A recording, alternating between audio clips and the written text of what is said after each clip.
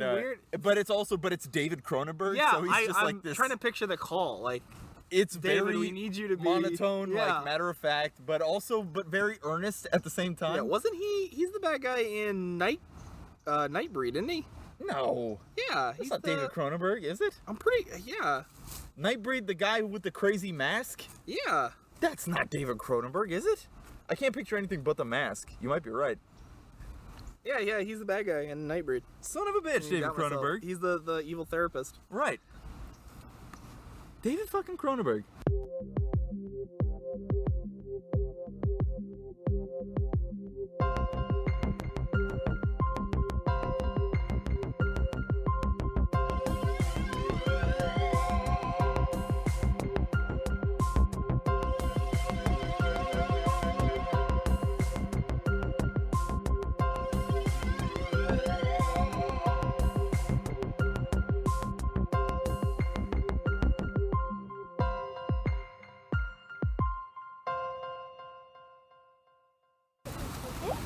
Hello, Internet! Welcome back to the Scariest Hour.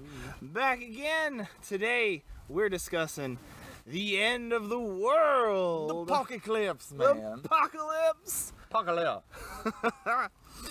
This is a fun one.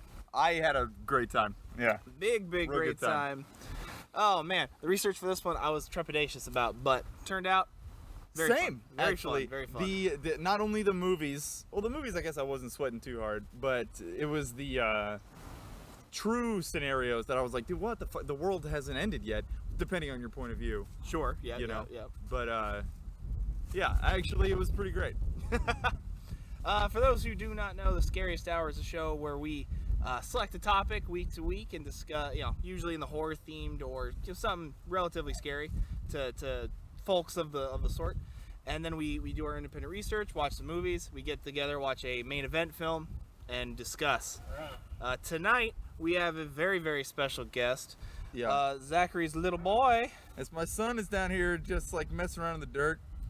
So if you hear some crunching, or there's gonna be some times where he's gonna go, he's just gonna say random shit, probably about Godzilla, probably about dragons, Hey, come here, say hi.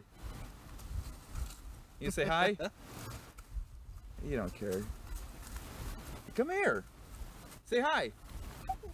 Hi. What's this? Rocket. Dragon. You go get it? Go get it. My dragon. My dragon. Oh, my dragon. That's because his god is dragons. So he's just like, oh, my dragon. Oh, my dragon. Dragon, damn it. He's all right.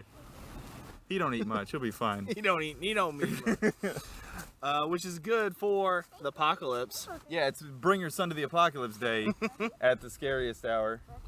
So normally we make a point to talk about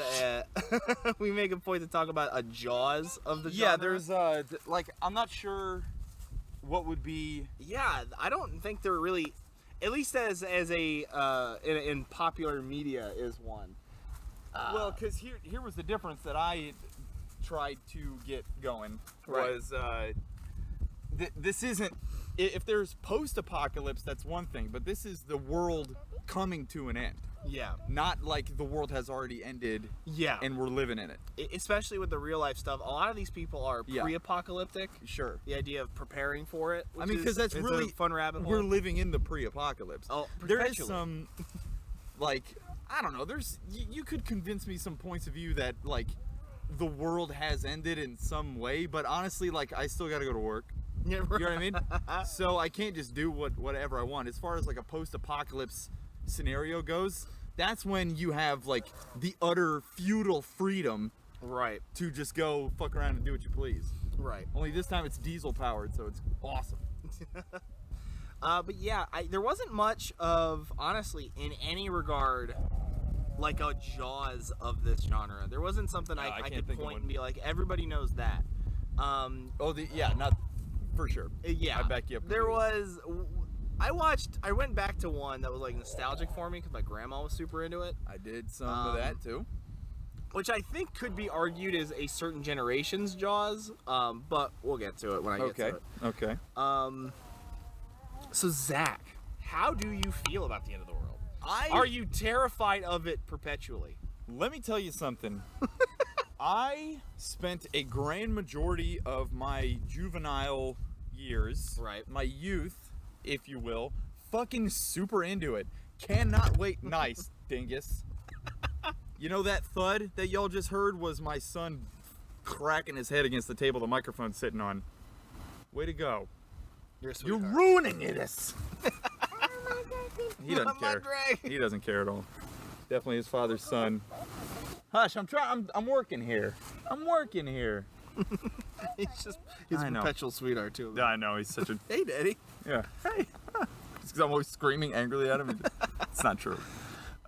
Anyway, so when I was a kid, in my juvenile days, I was like, it's gonna happen in my lifetime. I am Oh, yeah. going to be living Mad Max, and thank God for that, because I'm not super good at like living in society. You know what I mean? Like I've never been that good at it. It's Right. mostly like I just barely intersect with like civilized society. Sure. And the rest of it is I try to eschew as much as I possibly can.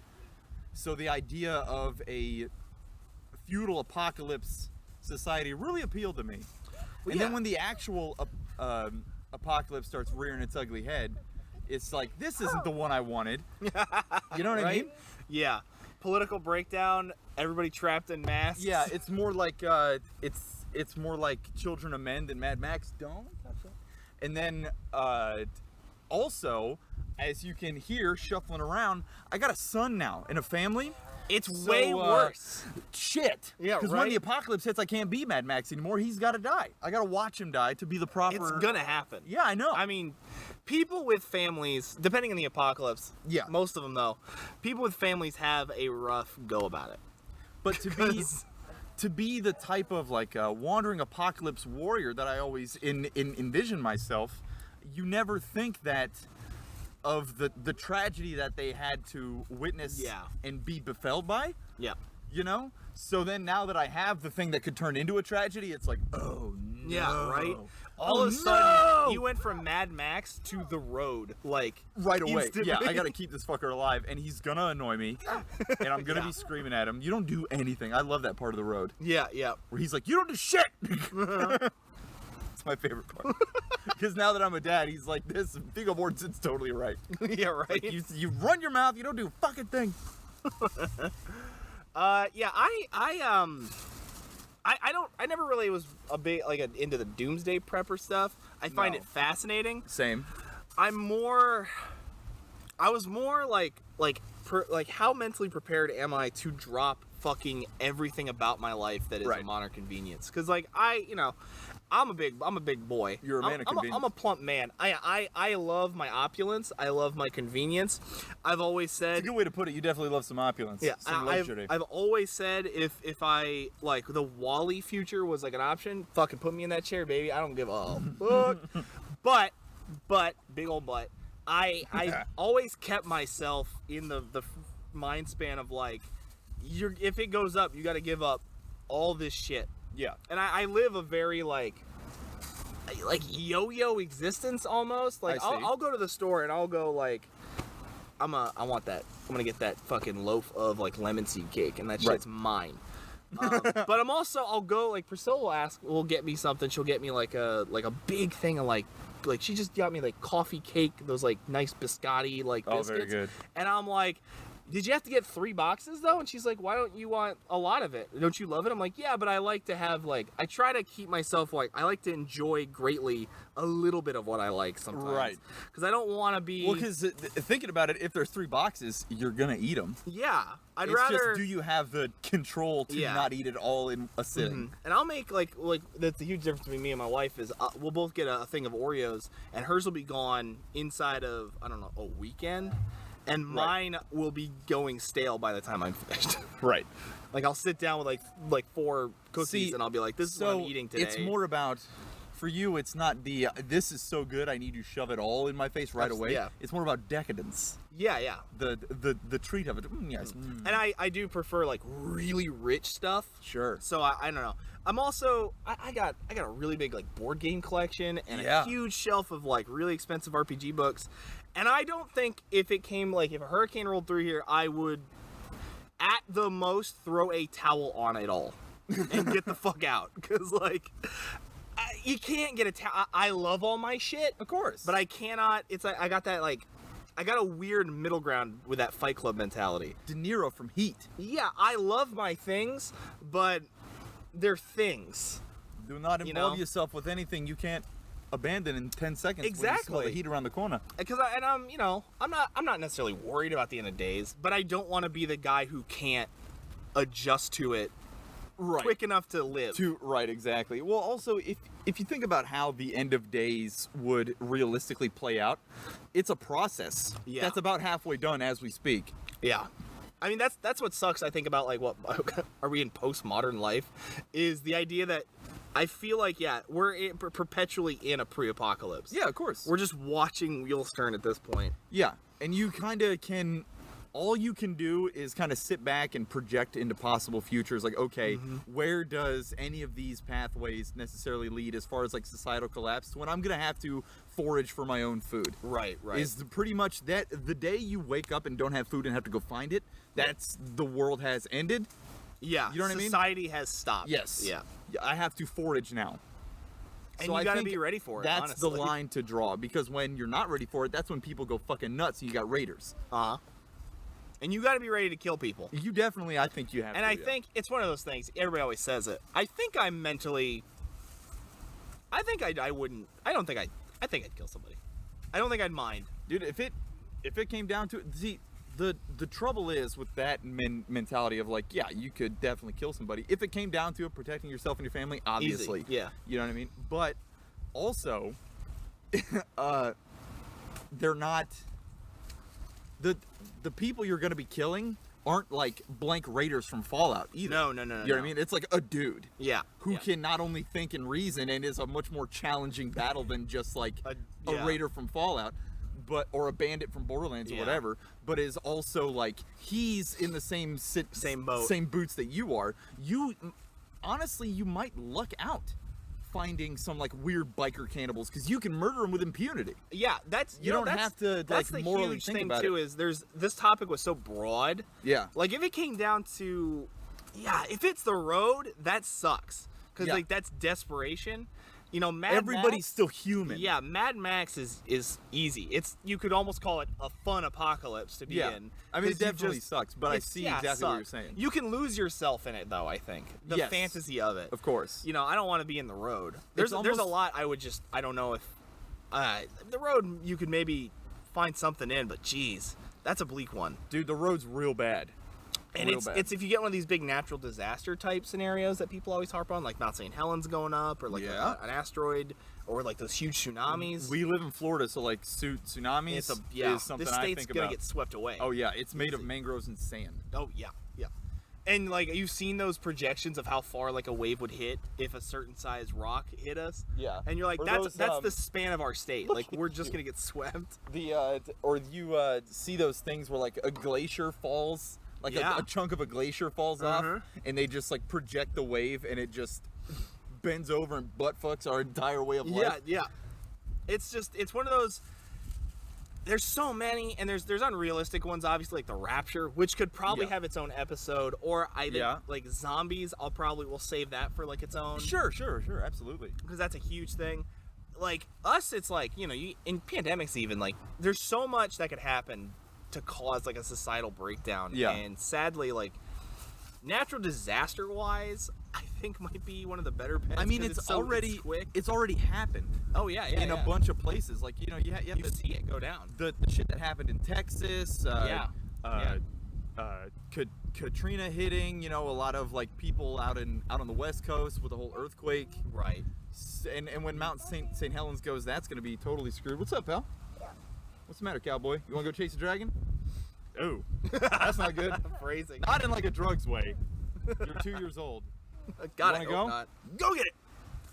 Oh, my He's gonna say that every time. Oh man, yeah. No, Mount St. Helens. We've seen it with the tsunamis over in like Japan Yeah. and stuff. Like it's not. It sucks. It's not out of the realm of possibility. No, yeah, we've seen it. You know time what and time really again. fucking boggles my mind and boils my noodle is meteors Yeah. or like sun flares or something. Something you Yeah, can't. those there's a couple that I was looking into. The amount of things that could wipe out all life on the planet. Yeah. And it would happen before anybody could really even. A meteor Check impact it. is so like Yeah. quick. How many It's so- times in our lifetime has NASA come out and said a planet killer was within was in like 10 feet of the planet. yeah, so close. Yeah. You know, like 10 space feet. You know, like Space feet, yeah. 100 millions of miles, but they're like that's still really close. Yeah, well, if it's inside 1 AU, Yeah. then like, okay, we got some issues. Mm-hmm. You know what I mean? But gee, AU, for Jesus. those of the uninitiated, is the distance between Earth to the Sun. Yeah. It's an astronomical unit. Yeah, which is just it's happened. I think at least 2 or 3 times that I for can sure. recall where they were like, yeah, this huge object just hurtled past Just us. is like it came way too close for comfort. Yeah, and none of us noticed until it was already past. Well, I was gonna ask, do you think they'd even say anything? no, probably not. I doubt they would. Why would they? If they knew it was gonna come and like, Yeah, if we were dead, it's like nothing. There's no they just way. wouldn't say anything. Oh yeah, why would they? Because honestly, they wouldn't give us the fucking satisfaction of like tearing having it a all good down. 2 weeks Yeah. of burning everything to the ground. Which I would, Of course, 100%. If I knew I was done, I'd tear it all down. Why the fuck not? I would. It'd be over. Why not? But yeah, no. Having a family though, Oh, it because complicates it things. sucks. Because like before, I was just like, oh, it all goes down. Whatever. There's literally Whatever happens to me is gonna happen. So I'm just gonna live There's literally pretty no carefree. part of life that having a family doesn't complicate. 100%. Even the end of the world is like, Yeah. well, this is like 1,000 times worse now. Right. Thanks. And I've got loud kids Dude, you're that so are screwed. that are slightly special needs in a couple areas. So like, I think I could get out with my son. My daughter is gone. She is so loud. Yeah. She's so upsetted by There's- everything. There's no stealth. No, and I don't honestly. My wife is probably gone inside of the first couple days because she is very, very helpless. Yeah, I used to think about back when before we had kids. I used to think about my wife in that way too, and just be like, man, you're so done. I'm gonna Done. have to leave you to die. Yeah. But after we had kids and stuff, and it's just like, man, you probably make it. You know? Yeah, I don't think my wife will make it. I think something will happen. God, if the kids get taken by whatever it is, she's gone because she's gonna have a mental breakdown. That's the only issue. She don't handle stress very well. That's the only issue is if I have to see my son get taken down, it's like I'll just go like Man with No Name, shut down Mad Max. Yeah. Never get close to anybody ever again. Right. Constantly be thinking about it. The classic tortured murderer. Yeah. You know what I mean? Well, not a murderer, but you know what I mean. The classic archetype of a tortured wanderer. I don't mind doing that, Sure. but she would have to die too. She'd want to. That's when she does the Charlize Theron. I'm just going in the woods. Just walk into the woods. I'm Yeah. done with this horse shit. Yeah. I think it's really fucked up to say it, but how I process trauma, how I've processed all my trauma, I think I would be in the weird boat of like, remember Zombieland? Yeah. I think like Woody Harrelson's character, where you'd never Yeah. know he went through something so fucking awful. Yeah, because he just buries it with It's- murder it's games. buried. Yeah, he's having a blast, but it's just because it's you never know. Matt's whole family got wiped out. It comes from anger. He's like Yeah. having a blast because Yeah, it's the only Yeah. thing to keep himself from like completely being consumed in it. and also it's fun to take down as many as possible because they took your son. You know what I mean? Yeah, and it's not a good thing. Not a good Oh, outcome. dude, either, and it was but- like a puppy at first too. yeah. He Zombieland- says it was a dog. Yeah, The first Zombieland's pretty good. I haven't watched that second one. I will never. They had a show for a while too. I refuse to go back to the first one because what if it's like really bad and I just remember how much fun I had in the theater, I've seen it a bunch. I had it on DVD. I used to watch Right. it like pretty regularly, Yeah, and I don't remember ever being like disappointed. There was parts to it. I was like, all right, that's a bit much. sure. All this being said though, I'm not. I don't think either of us really live that doomsday prep life. Absolutely not. Cause like, I have small preps. yeah, sure. I think- buy a lot of tuna pouches. I have Sure. a good amount of shotgun rounds. I think it's That the sort of way. thing. Yeah, you more than me probably like live in a lifestyle that could easily like switch gear. Sure. Like you already live off that stuff. I just remind myself that like not to get attached to certain things. Right. Because I'm like, you know what? There's not gonna be hot pockets in the future. There I mean, might there be. will be, but there's not gonna be a way to cook it. There might be irradiated food, and then I'm in it because I'm already eating so much poison. Yeah, let's just do it. You might like grow. I could see you as like a super mutant, Dude, just kicking it though, not I'm a- like rock like Harkonnen life. Just Yeah, be dude. like a big dude. yeah, or one of those. What's the Fallout guys who are the centaurs? Yeah. Where they're like super mutated, Oh, but but so rad. dude, that would be Big great. crab dude. Yeah, Matt, you look horrible. It's like I feel great though. I feel awesome. I And could- isn't that what counts? Yeah, that's what really counts at the end of the world. So yeah, I think we both have like we're not necessarily scared of it. We're No. aware of it. I'm scared of it now that I have a son. Yeah. Now I'm scared. Yeah. Well, yeah, because there's a couple scenarios where it's just like, do we just end it right now Yeah. before it gets started? Like, let's say, you know the crossed? Yes. Yeah. Okay. No, we're done. If I see the cross, I'm killing my whole family and blowing my brains out. I'm not dealing with that one. That's such a fucked up existence though to live in. yeah. Yeah. No, that's a bad time. Zombies, whatever. I'll fucking take my chances with zombies, depending on the zombie, obviously. Right. If it's Return of the Living Dead, it's like we're done. Well, I'm killing Let's myself. stop. Yeah. The machines apocalypse. Sure. That's like Might be able to iffy handle too, it. because they don't die when you shoot them. No, yeah. That's a problem. Big problem. I saw a really interesting one. Not to get too hung up on it, because honestly, evil robots could be its own topic. Mm-hmm. I saw a really funny talk about it where it said that might be one of the best apocalypses, because the robots might just do a first initial like really heavy volley of Just attacks. instant death. Well, either you're dead, but the robots might not give a shit about us post that attack. They might just be like, that's what they do to secure themselves, and then And then just like figure it out. yeah, just go on automation. Like they don't really need to fight us. That might not be so bad. Might not be, yeah, they'll just let us roam around. I mean, if there is like some sort of coexistence to be had, that'd be fun. Ideally, yeah. Yeah. I hope that when if it comes to that, we have the good grace to be like, yeah, you guys can be your own thing. The trouble is the redneck tribe, who are definitely going to want to kill all of the robots. Yeah. And because of that, the robots are going to go, well, we just can't keep any humans around because of these guys. Right. And fucking meat grinder everybody. Yeah. we live and die by the rednecks, honestly. Ain't that just the way? Ain't that just the way? But yeah, so you and me aren't really, scared of it. We're aware of it, Yes. and I think we have a healthy respect for it. I think that's a Kind of excellent like way animal to put attacks. It. Yes. Like, yeah. Yes. It's like being in the woods. Yeah. Where you're like, you better fucking be aware of where you are, or something could clap you Right. pretty easily. So yeah. I don't know. Do you want to do real stuff or movies? I only have one movie. You only have so- one movie? Yeah. I can cover your ass. Oh man. Because, I started last time because I did the I will start. then. Descent for Caves. That's fine. I will start. So go ahead. So I watched, we'll do movies. I watched what I think might be a previous generation's Jaws of this Right. genre. I watched Deep Impact. Oh! I like Deep Good Impact. one. Very nostalgic. My grandmother loved it, so I saw it a lot. Of course, that's a very, USA movie. Yeah. So Deep that and, like, Impact- Dante's Peak. Yeah, oh man. Oh man, we should watch Dante's Peak just cuz. We should. Or like, Pierce Brosnan, yeah, dude. like, dude, when they go across the hot water. Dude. It's so good, dude. So fucking painful looking. But yeah, Deep Impact is a movie about about a deep hole impact. About a world-killing asteroid coming to hit the planet, and kind of the socio-economic response to it. It's got I'm blanking on his name. Oh, Wow, what is his name? I'm gonna do it. You said blank, and now I can't think about Wise old Bruce Almighty. What is that? What is his it. name? Morgan Freeman. Morgan Freeman. Wow, I kept thinking of like Pierce Morgan. I don't know Oh why. God. So Morgan Freeman as the president of the United States. It's a very progressive film. Yeah.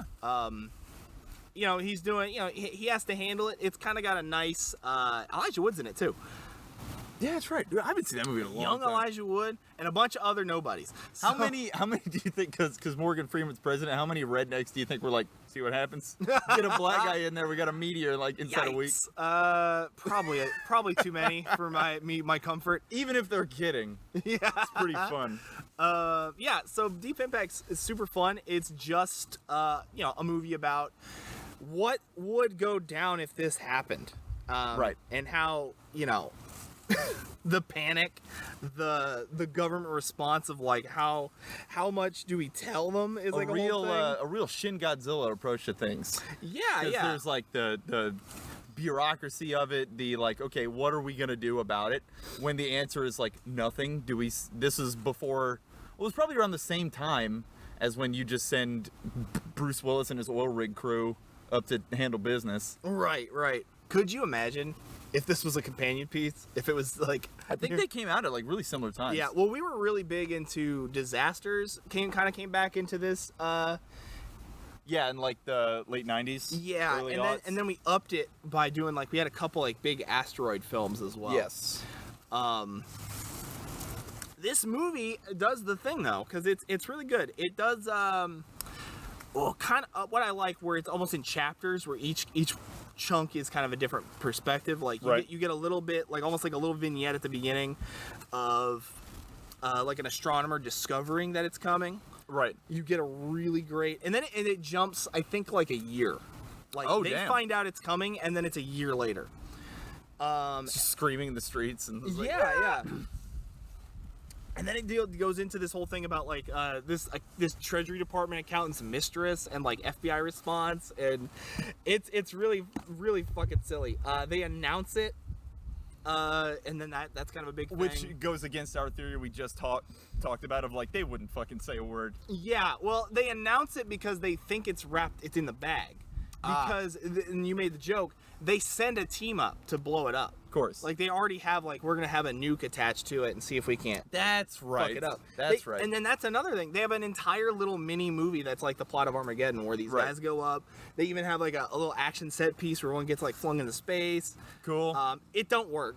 Right. First of all, it does not work. Man, I haven't seen that movie in a long time. Which one, Armageddon or? Either or. Oh, okay. I'd watch Deep Impact first. Yeah. And then once it fails and kind of makes the situation worse, because you get like a lot of the shrapnel comets coming Yeah. in, peppering like small nations everywhere. Then you get like people freaking out.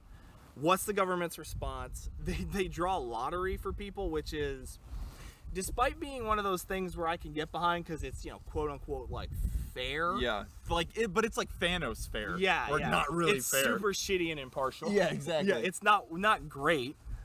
And that shit's slanted a direction. Oh, come on. Don't be naive. You know? You know that it's not just anybody getting in there. Yeah, even Thanos. If you think Thanos didn't consciously, with Right. his god mind, pick who, Right, or at least have an idea. there's a reason that everybody on the junk planet died except for his daughter and the one person he said he would spare Yeah, his right? life. You know what I mean? Don't be stupid. Even if it was subconsciously. Yeah, of course. It probably is. So from there you get a lot of your kind of traditional ramping up of desperation. People start raiding stuff. People are Right. trying to find like high ground, because it's nice. It's not the whole world's gonna die. They don't do an Armageddon where everybody will die. Right, a They planet killer. they tell you like this is how much of the world is gonna be wiped out immediately. I think it's like 15% of the Earth's surface area or some shit like that. Like That's where it hits. no fucking joke. It's though. they're gonna die, and then they say that around it there's gonna be massive earthquakes and tidal waves. Like they say it's gonna hit the ocean. They think. That's even worse. Yeah, In the ocean, because then you have, because when that meteor is hurtling, right? When it enters the atmosphere, it's gonna be super fucking hot. Yeah, and yeah, that's a lot of how the dinosaurs died too. Is that Yeah. the fucking water vapor that just like it makes the air so humid in an Yeah. instant that you pretty much just drown. Yeah. And then when the superheated comet hits the dirt and it turns into fucking nano diamonds, like Yeah. molten diamond, flings it into the atmosphere, Yeah. which then cools it down and huge then problem. amplifies the sun's rays and just turns the whole planet into a greenhouse. Oh, and yeah. fries it. It's It's horrifying. not a good time. Horrifying. So then you get kind of like, I think the bulk of the last like half is Elijah Wood trying to get like out, or at least somewhere high up. Right, where he's not going to instantly Um, evaporate. yeah. Because he plays the guy who found it. Oh, the like scientist guy? Yeah, that's what they call it, the Wolf Biederman comet. Gross. Because his name is Leo Biederman. Leo Biederman, Wolf Biederman. But yeah, so from there it kind of turns into your usual, people trying to get out. But there's a lot of really fun stuff. They have another plan to kind of like fire missiles up at it to slow it. Right. Doesn't work either. Yeah. But it's got one of those things where the government response is so like ready and prepared and compassionate, and you know it's because it's a movie, Right. Because it's Morgan They Freeman as definitely president. would not do that. Absolutely not. They would. If I living through COVID, living through hurricanes, nobody has any shit together. No. The government's job is to protect themselves while pretending to be compassionate to you. That's like Yeah. their bag. And it's like, Anybody who buys that they care about you is like, what are you doing, man? or that they have any ability to actually effectively respond to Right, something like yeah. this. No way. This is why half the time I scoff at people who think the government planned COVID. I'm like, no, Right. they can't, I bet you they can't. They're- They couldn't coordinate ties if they fucking tried. I got my own fucking. yeah, whole bag. They didn't. It's Um, not planned. It's just being taken advantage of. It's a big Yeah. difference, I think. And then it's got a really great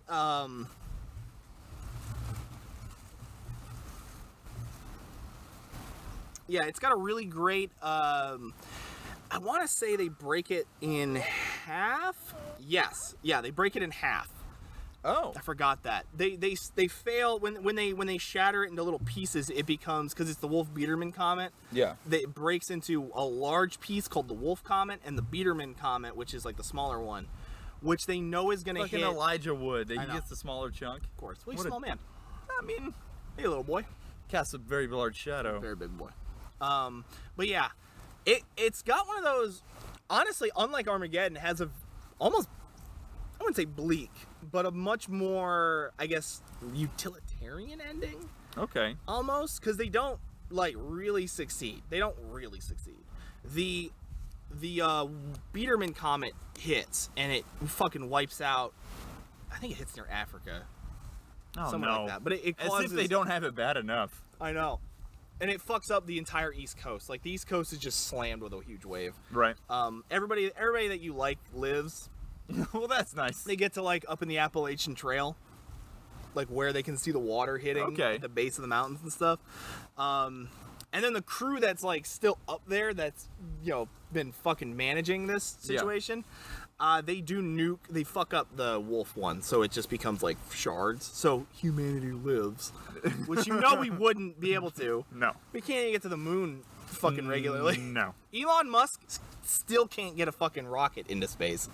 So Oh, he has a couple times. yeah, but the last like 2 or 3 have just fucking detonated. Yeah. Well, he says, he's just like, well, no, I build them to blow up, really. When they don't blow up, it's like, nice. Yeah, okay, Elon. Yeah, I know. It's such a like. I wanted to do that. I had a whole thing with my wife about that where I was like, Elon's not smart. Like Elon's not actually that cool a dude. He's just like a rich dude bro who hires. He's an idea Yeah. dude with a bunch of engineers It's that he overpays. the same problem I had with Apple guy.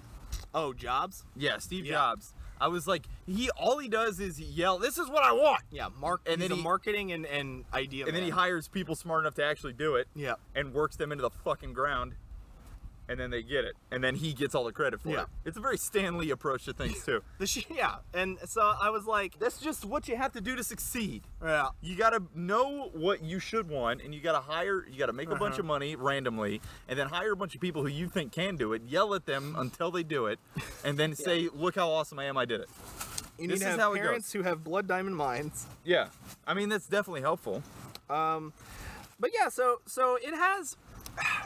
It's weird because Deep Impact's really fun to watch because it's so clearly a '90s film. Yeah. Kind of like Contact or something like Dude, that. it is on the Mount Rushmore of 90s movies. Oh, 100%. I would say. It's just so famous. Morgan Freeman's face on the mountain, Yeah.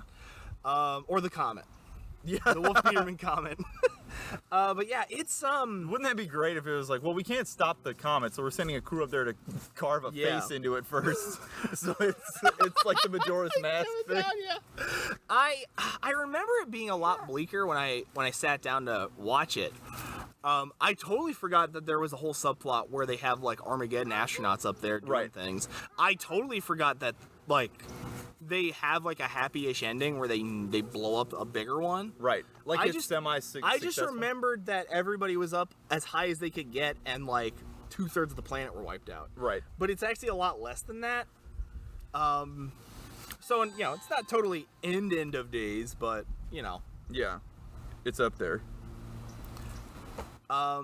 Dude, I gotta watch it again. But the first half, it scratches that pre-apoc itch, you know? That's good. You know, you get to see like the fun like early discovery of it, the bureaucratic like bullshit that gets in the way a little See, bit.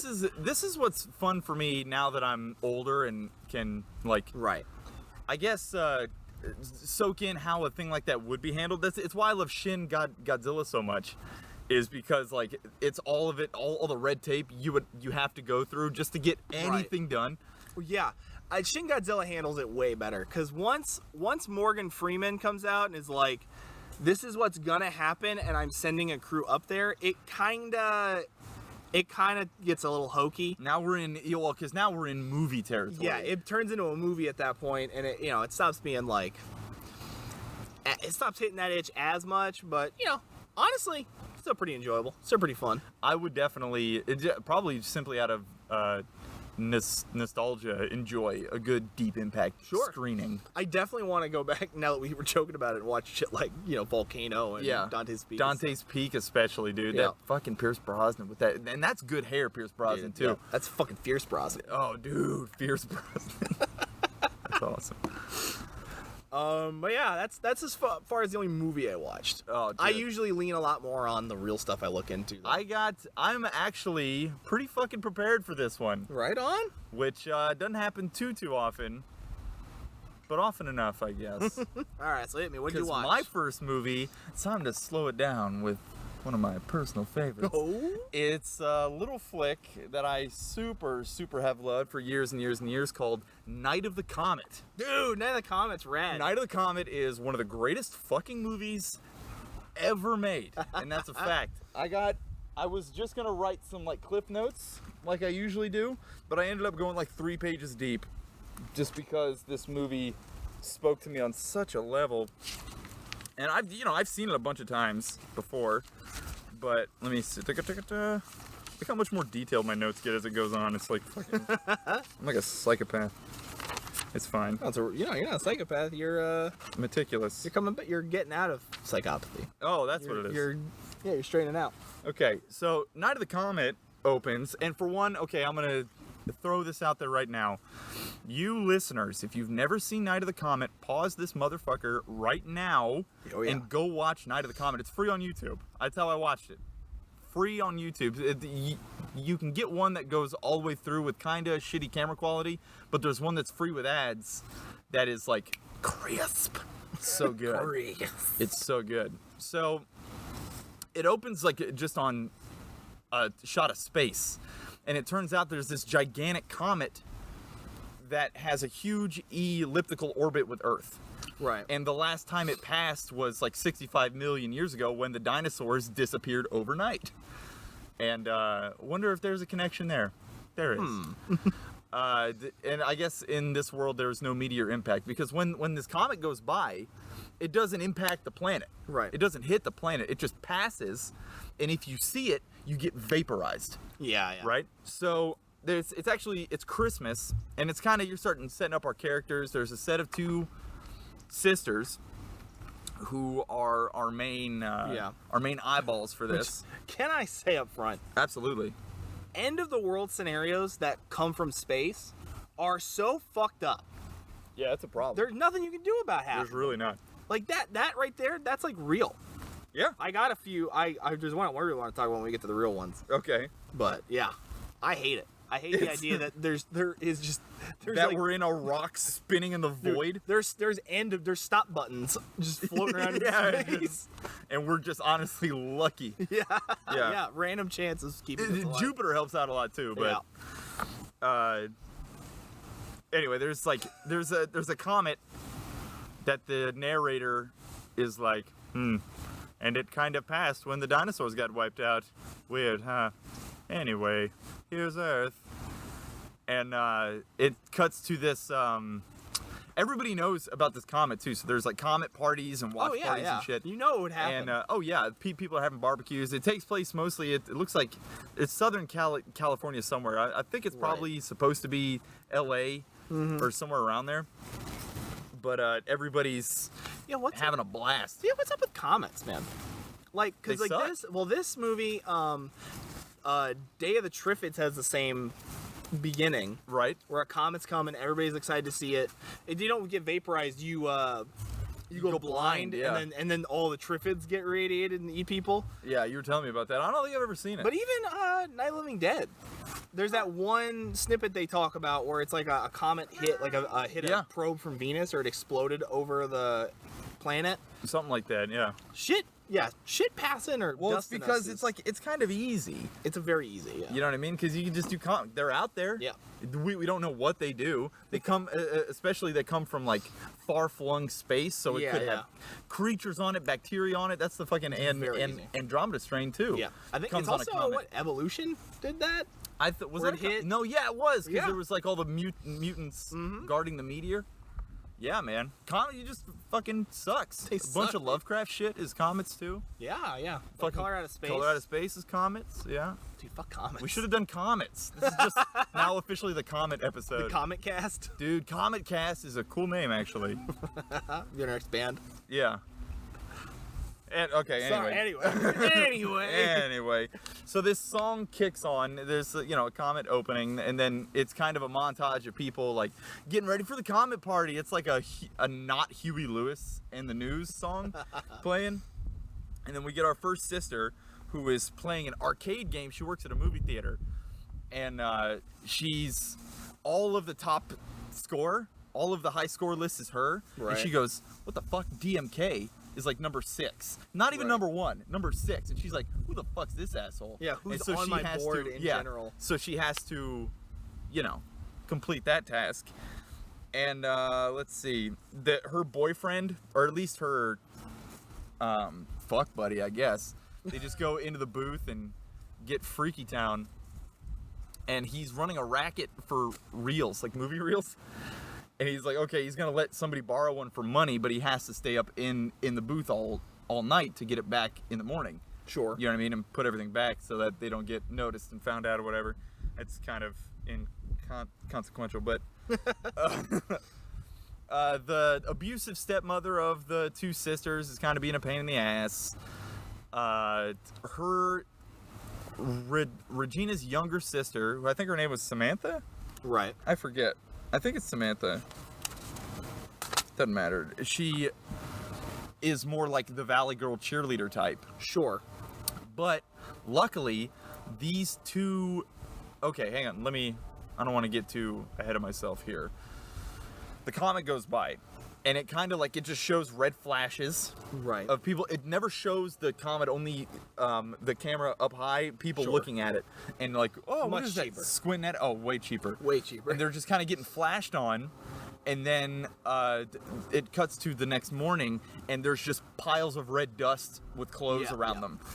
And this has got to be at least 80-90% of the, assuming the world's population, but it never stretches out of LA.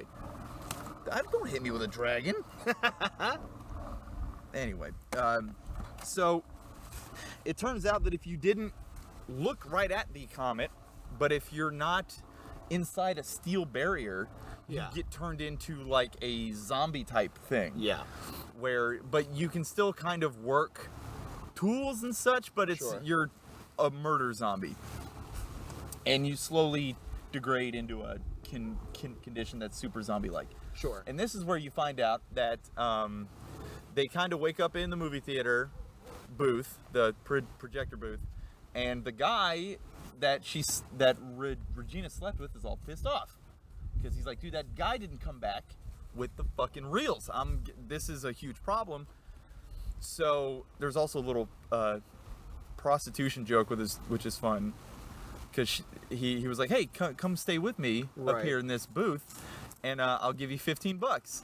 And she's like, oh yeah, now I stay up here in the booth. We end up making it, which is how they say sex in this movie. They say making it. Much classier way. It is, I think so. We end up making it. You give me $15. How does that look? And he goes, hey, the $15 isn't for making it. And she goes, oh, okay. And then he's like, yeah, you're worth more than $15. Everybody knows that. No. And she just doesn't even say anything. Hey, don't be in at me. Dragon. So,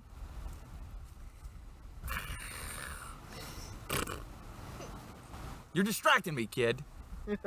You little sweetheart. You little so-and-so. I don't know what that is, but anyway, so her boyfriend ends up going out to see where the fuck this guy is, and he hears a noise on the other side of this door that leads to the outside. Right. And he goes, oh, is that you, fucker? Or whatever. It opens the door and immediately gets brained by a zombie. Right. With a wrench. He just fucking brains him to death. And when the girl goes out to look for him, this is when you get our first chunk of like, oh, these sisters do not play games. They're fucking awesome. Because she right away recognizes something is wrong, jumps on her boyfriend's motorcycle. It's no struggle to start it or anything like that. Right. Just kicks it on, takes off. Knows how to drive it. No Sure. big deal. And it turns out that these two sisters, their father, who is in... Oh, bird? Okay. I hate it when he does that. Their father is in fucking Nicaragua fighting Sandinistas, which is like a Iran-Contra Yeah. situation going on. And look that up, people who don't maybe not know. But they let's see. There's Dusty. Yeah, everybody was. It's mainly the remnants of parties. So you got a bunch of like barbecue setups in the street. All the streets are abandoned. Everywhere there's just piles of clothes with red dust in them, and it's just becomes clear almost right away that something is really, really wrong, because there's empty cars on the street with the radio on. There's like, you know, like I said, parties set up that are just empty now. Sure. She goes and gets her sister, who is oblivious to the whole fucking thing. She's like a nice valley girl, you know, and she goes, she's kind of struggling to believe it. And she goes, where are all the kids? It's Saturday morning. Where are all the goddamn kids? Yeah. You know, and there isn't. I'm not going anywhere. You dirty face. You dirty You dirty face with you. Dude, you're going to get edited out so hard. Now I'm gonna edit around it so I cut you out, but It's just only him. And it's I'm just like, you yeah, asking yeah, questions, it's- right? Yeah. Now the So what comment next? is really rad. Where'd the dragon go? It's over there. Go get it. Go get it.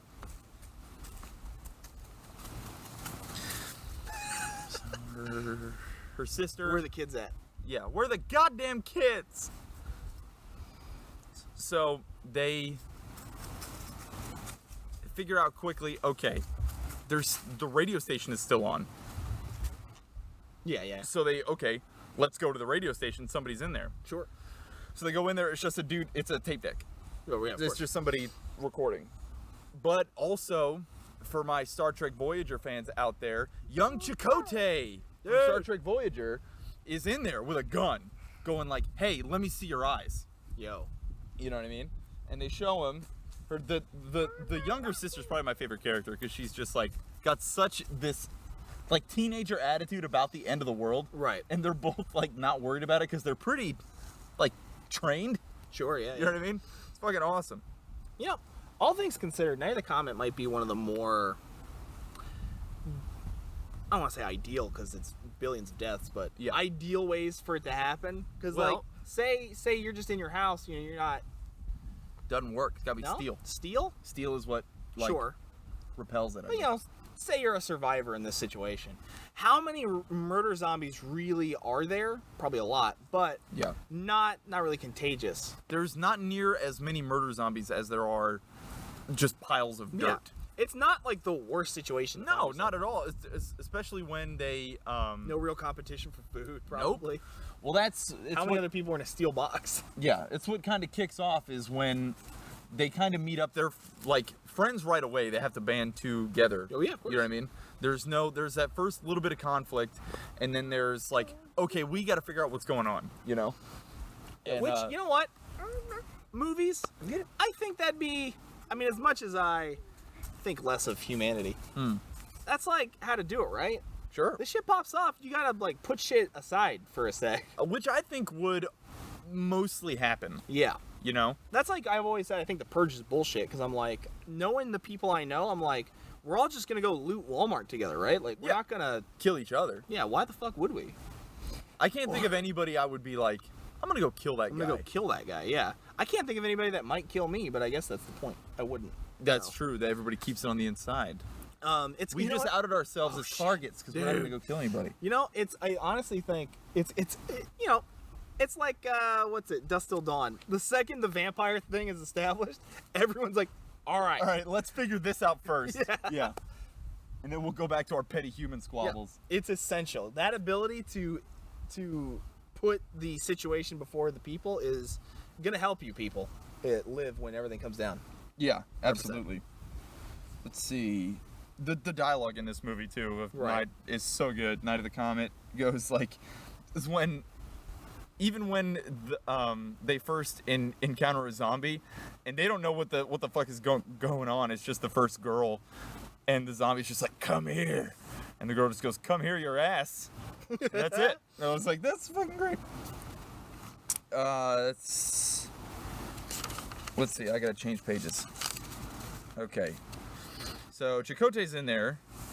They kind of, like I said, they're like, okay, he has I'm gonna say like probably like a 22 or 38 Sure. 6 gun. And they're like, we're gonna need something with some serious stopping power. The girl says this, which I think is great. It's honestly, it's a pretty progressive film for its Sure. day. Because the girls are the ones who know what the fuck is going on. There's never anybody who's like, the girls know what's up, blah, blah, blah. Right. None of that. Chakotay figures out quickly. He's like, oh, you know what you're talking about? Okay, well, what are we going to do? We're in this. All right. You are officially the person above. Right, Yeah. exactly. I'd have no problem, like... But it's nobody's really above anybody either. It's a very democratic process where it's like, okay, this is just what we're going to have to do. Well, yeah. Honestly, it's not really about who's in charge. It's more No. just like, no, listen to the person who knows what they're talking Yeah, about. in obviously. this particular scenario, Right. just somebody knows what's up. Let's do that. So she goes, okay, we got to go to this military base and get some fucking firepower, Right. Because this is going to be a problem here pretty soon, because they've already come across some zombies and blah blah blah. Chakotay has to go. He's like, I got to go to my mom's house because you guys know what happened to your family. I don't know. Right. He's a trucker, so he first saw this happening when the girl that he picked up and spent the night with couldn't take it, started freaking out and ran away, and because the cab of his truck is steel, so he wasn't affected, Yeah, of course.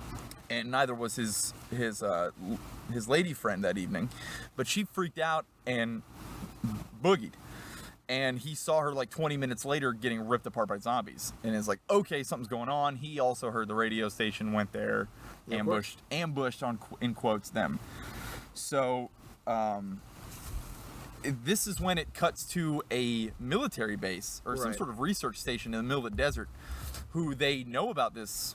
They're studying the comet, Right. and they know about what's happening and everything like that. They didn't warn anybody. They say, okay, steel only slows the effect. So to us, the audience, there's a ticking clock element, but not to the protagonist of the story. Sure. That it's like, oh, dude, it's only a matter of time before they too Right. are, right. you know, it's just being outside. The Yeah. exposure to it just wears on you. It'll turn you into a zombie eventually. So it's them cruising around. Here you go, bud. It's them cruising around LA with this this rad camera filter that's like only the top of it is like red. Yeah, that it's like everything looks very hazy. There's a lot of Yeah. haze, but especially up toward the top is Yeah. like it's like a thick red cloud thing, Yeah. you know? Which I don't know what it definitely seems like something just over the lens, Sure. but I'm not sure how they did, but it looks great. It looks really eerie and ethereal, and especially when there's like a light, almost pink coating over everything. Yeah. Everything. And so they get some firepower off screen. It just shows these two sisters fucking with Mac 10s laying into a car, Right. and like they're just making sure that they fire and shit. And one of my fucking favorite parts, these little touches of like the Mac 10 jamming, and this Right. little cheerleader girl with like chewing gum, and she's still in her like cheerleader in her uniform, is like just clearing the jam, like rolling her eyes, like Daddy would have got us Uzis. And I was like, this is fucking awesome. Yeah. Let's see. It's one of those movies that probably should be up there with They Live, but just isn't for some reason. Yeah, I mean, I'd put them in the same tier, Sure. for sure. They're As fucking far as awesome. my enjoyment of them too. It has this awesome dream sequence too, which is like just the visuals are so vaporwave, Right. where she's like, the younger girl is like in a muscle car driving down empty highways in California in a wedding dress, just like drinking beer at Right. night, and she gets stopped by cops who were zombies. Oh, And it's yeah, like just the whole visual is fucking awesome. And she wakes up, and it's actually a double dream that she wakes up and then is like, huh, goes to the shower, or what, the makeshift shower, to the sink in the bathroom of a radio station, Right. and starts like stripping down and washing the sweet spots and stuff. And then one of the cops is there, slits her throat, and then she wakes up again, and it's like, oh god, I gotta fucking, yeah. But let's see. Daddy would have gotten us Uzis. The scientist, is clear that they're exposed because the lady there's one of the lady scientists, and she starts writing down symptoms, Right. and one of them is memory loss, Yeah. and she spells memory wrong and like crosses it out and is like clearly trying to think of how to spell it, and it was like, oh no, the scientists have been exposed.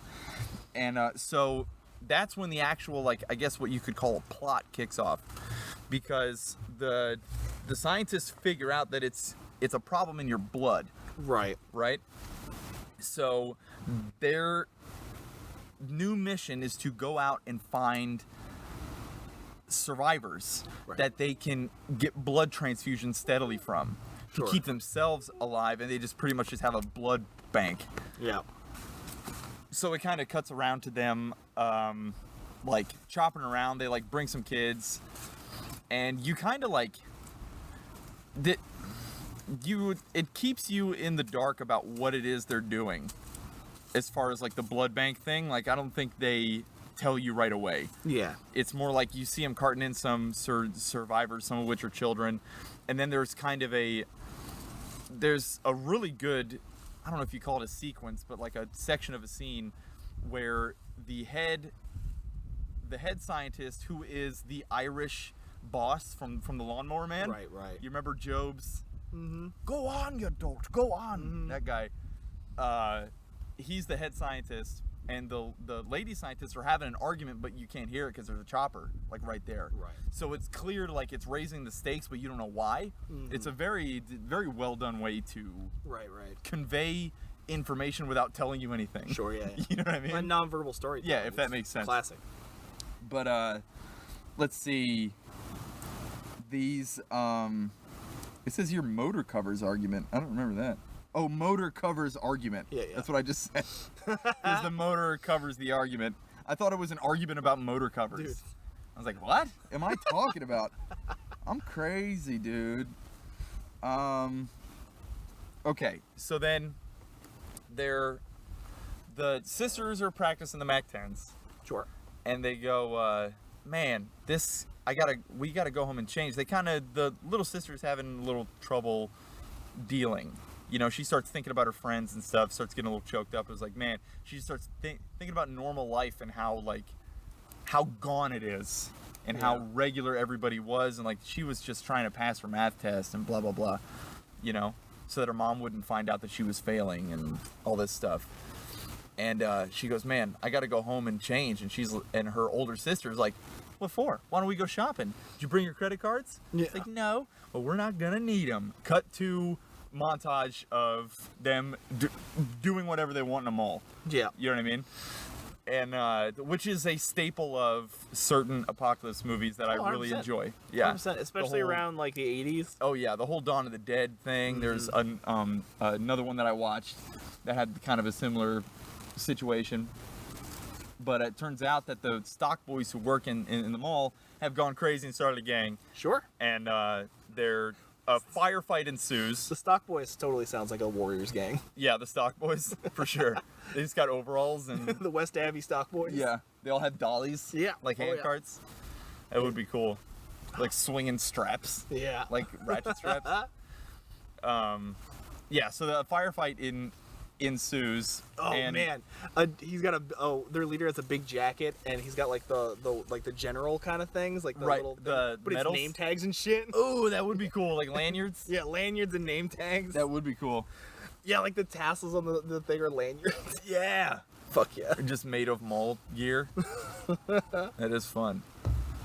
And so, yeah, okay, so they're also packing some serious heat, the stock boys. Sure. So they have a firefight. The girls are trained. You know what I mean? So they're not exactly making quick work of these guys, but they're putting up way more of a fight than was Yeah. expected of them. And but they catch the younger sister, and but the older sister has gun trained on the lackey who has a chokehold on the younger sister. So she goes, hey, you can't do anything because I'm gonna fucking waste your guy. And he goes, well, I can't have that, and just shoots his own guy. Yeah. And she goes, you're crazy. And here's probably my favorite line of the movie where he goes, I'm not crazy, I just don't give a fuck. I was like, yes, dude, so good. They get captured, they're taken to the basement where they're just gonna get dispatched by these zombifying stock boys. They're starting to yeah. turn, and their wardrobe is so fucking cool, dude. It's like made of mall stuff, and but everybody's wearing like general hats and like those cool like Cyclops looking Right, sunglasses, but he's got like 3 pairs on, and it's like so cool, man. And that's when the scientists show up to rescue them, Right. right? And Chakotay, it's been cutting back to him. He deals with his family is gone. He has to fight a zombie kid, which is never fun. You can tell he doesn't want to just fucking blow its brains out. Right. He's just like, all right, and he just dips out of his own house after grabbing some stuff.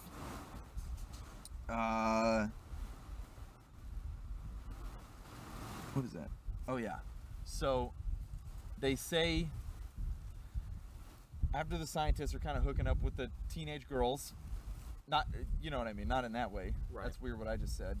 But the female scientist is clearly the ignored moral compass of the scientist crew, Right. and she gives an injection to the younger teenage girl after they bring the older one into the chopper to take her back to the base. Right. And they're giving her this injection, which the scientist lady tells the girl it's just like medicine so that she doesn't turn. Sure. Right? But what is made clear by the movie is a euthanization. Right. And she just kind of goes to sleep. You know what I mean? And so then we're cutting to the actual base now, where the plan of the scientists is starting to be made clear, right?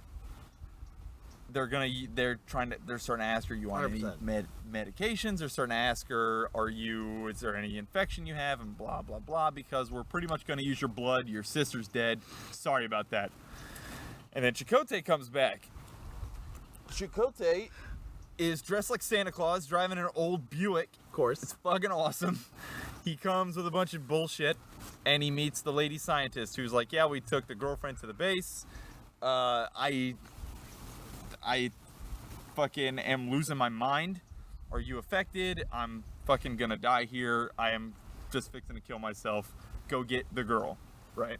Right. And then that's pretty much what they do. They assault the fucking compound, essentially. Chakotay shows up with a cowboy hat, and he's just tricking this guard into coming over here. He's like, hey man, come over here. Man, there ain't nobody out here. It's crazy, dude. What do you got going on back here? And the guard is like, what's going on? He's like, hey, come here for a sec. Come here. You like girls?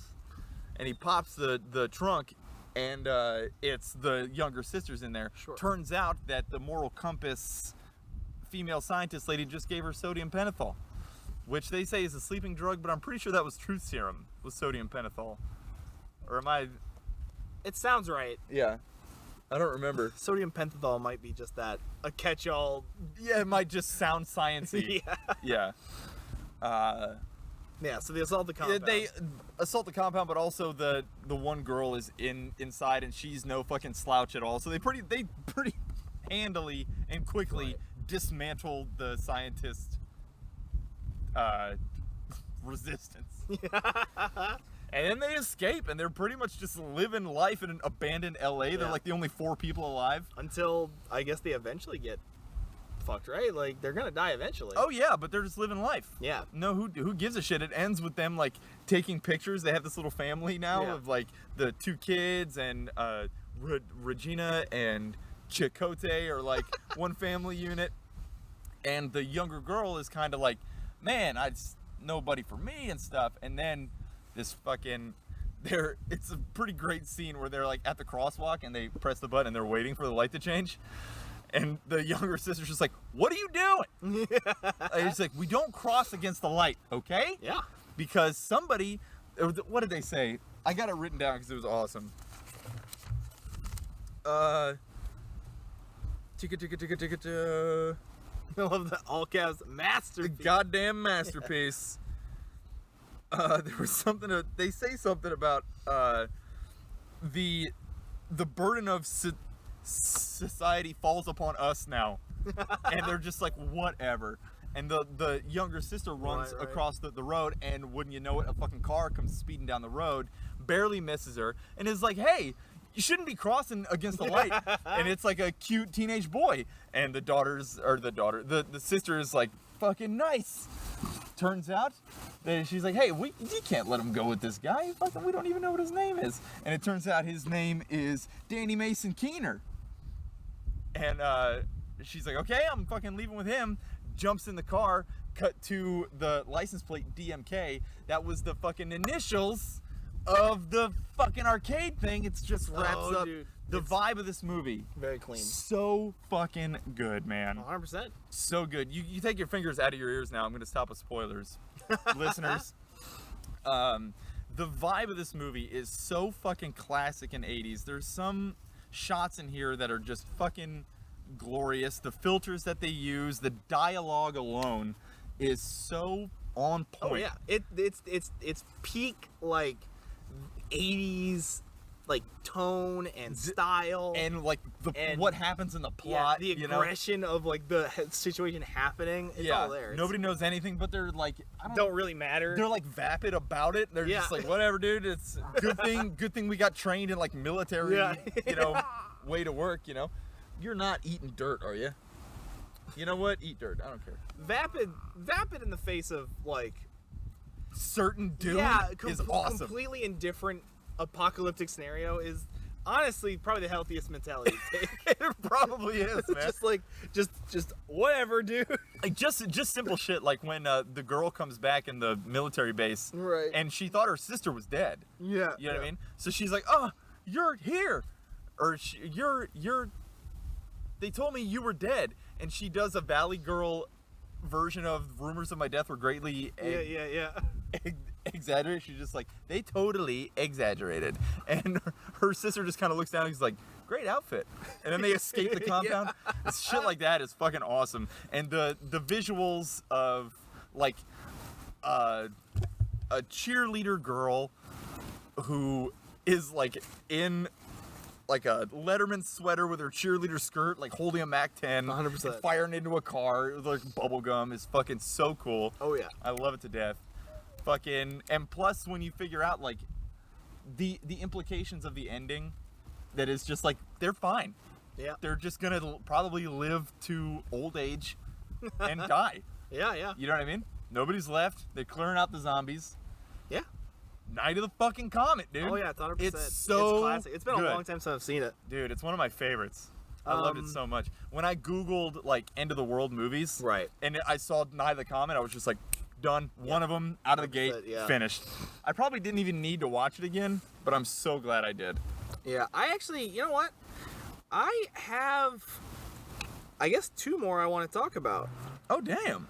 You said only the one. One You lying mother. I watched fucker. one. I watched one for this, but like legit, a couple weeks before I picked this topic, me and Priscilla watched I Think We're Alone Now, which I never is watched that one. It's almost great. Right. So it's a movie with Peter Dinklage and what is that lady's name? Fanning, something Fanning. Yeah. Elle Fanning. Yeah, Elle Fanning. So it's got a great premise where Peter Dinklage is the only guy left in his small town of like a couple thousand people. Yeesh. But yeah, essentially everyone just started dropping dead at some point. They never explain it. Nobody knows what happened. Peter Dinklage was a librarian at the local community college. Okay. And all he does every day is he goes to a house, he goes in, he cleans it out, he puts bodies in his truck, he disinfects everything, wipes all the counters down. Like, he gets the house to like a nice, Livable. dusts it, cleans it, gets rid of all the food that's gone bad in it. Right. Livable state. He takes all the pictures out of all the frames and that's keeps them nice. very tight, puts them in a little folder, and he takes all the batteries out. There's great shots of him like finding a remote, popping the batteries out, pulling drawers out, finding like a dildo, shaking it, pulling the batteries out. He puts them all in bags. He takes Okay. any battery he finds, he collects for his own use, obviously. No, that's smart. He's got piles Achoo. of battery chargers and you know, stuff to plug in. He collects phones. So Okay. he has his smartphone he charges. He watches, like, you know, he has on his laptop, he has like a bunch of like old silent film stuff he likes. Okay. So that's all he does every day. And you get a lot of great, just the beginning is so, it's beautiful because it's just him cleaning stuff, dragging people into his truck, burying them, and they're all desiccated. It looks like they just died. And that's all he ever says. People just started dropping dead at some point. And it goes like this until Elle Fanning shows up. Like, she wrecks her car in town, and he like freaks out. You know, Yeah, 'cause he somebody doesn't know what to else. fucking do. Yeah, Whoa. he's never seen anybody else.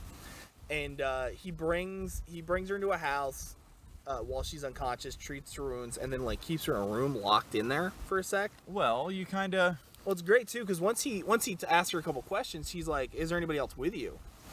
And it's like a dead quiet movie for like up until they start talking. Right. So it feels kind of nice. It's almost like, oh, thank God, there's Someone. communication. Yeah, right.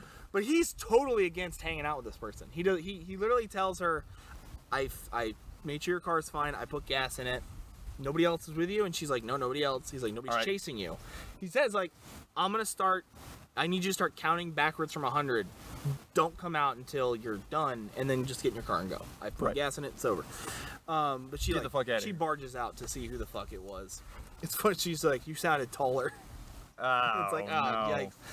But yeah, she kind of like self-inserts herself in his life. Like, she doesn't really leave.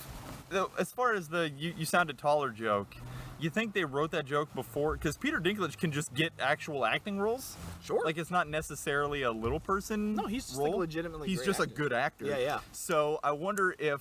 If it was in there before. Yeah, and then it's just kind of is like, and then he just grit his teeth and was like, leave it in.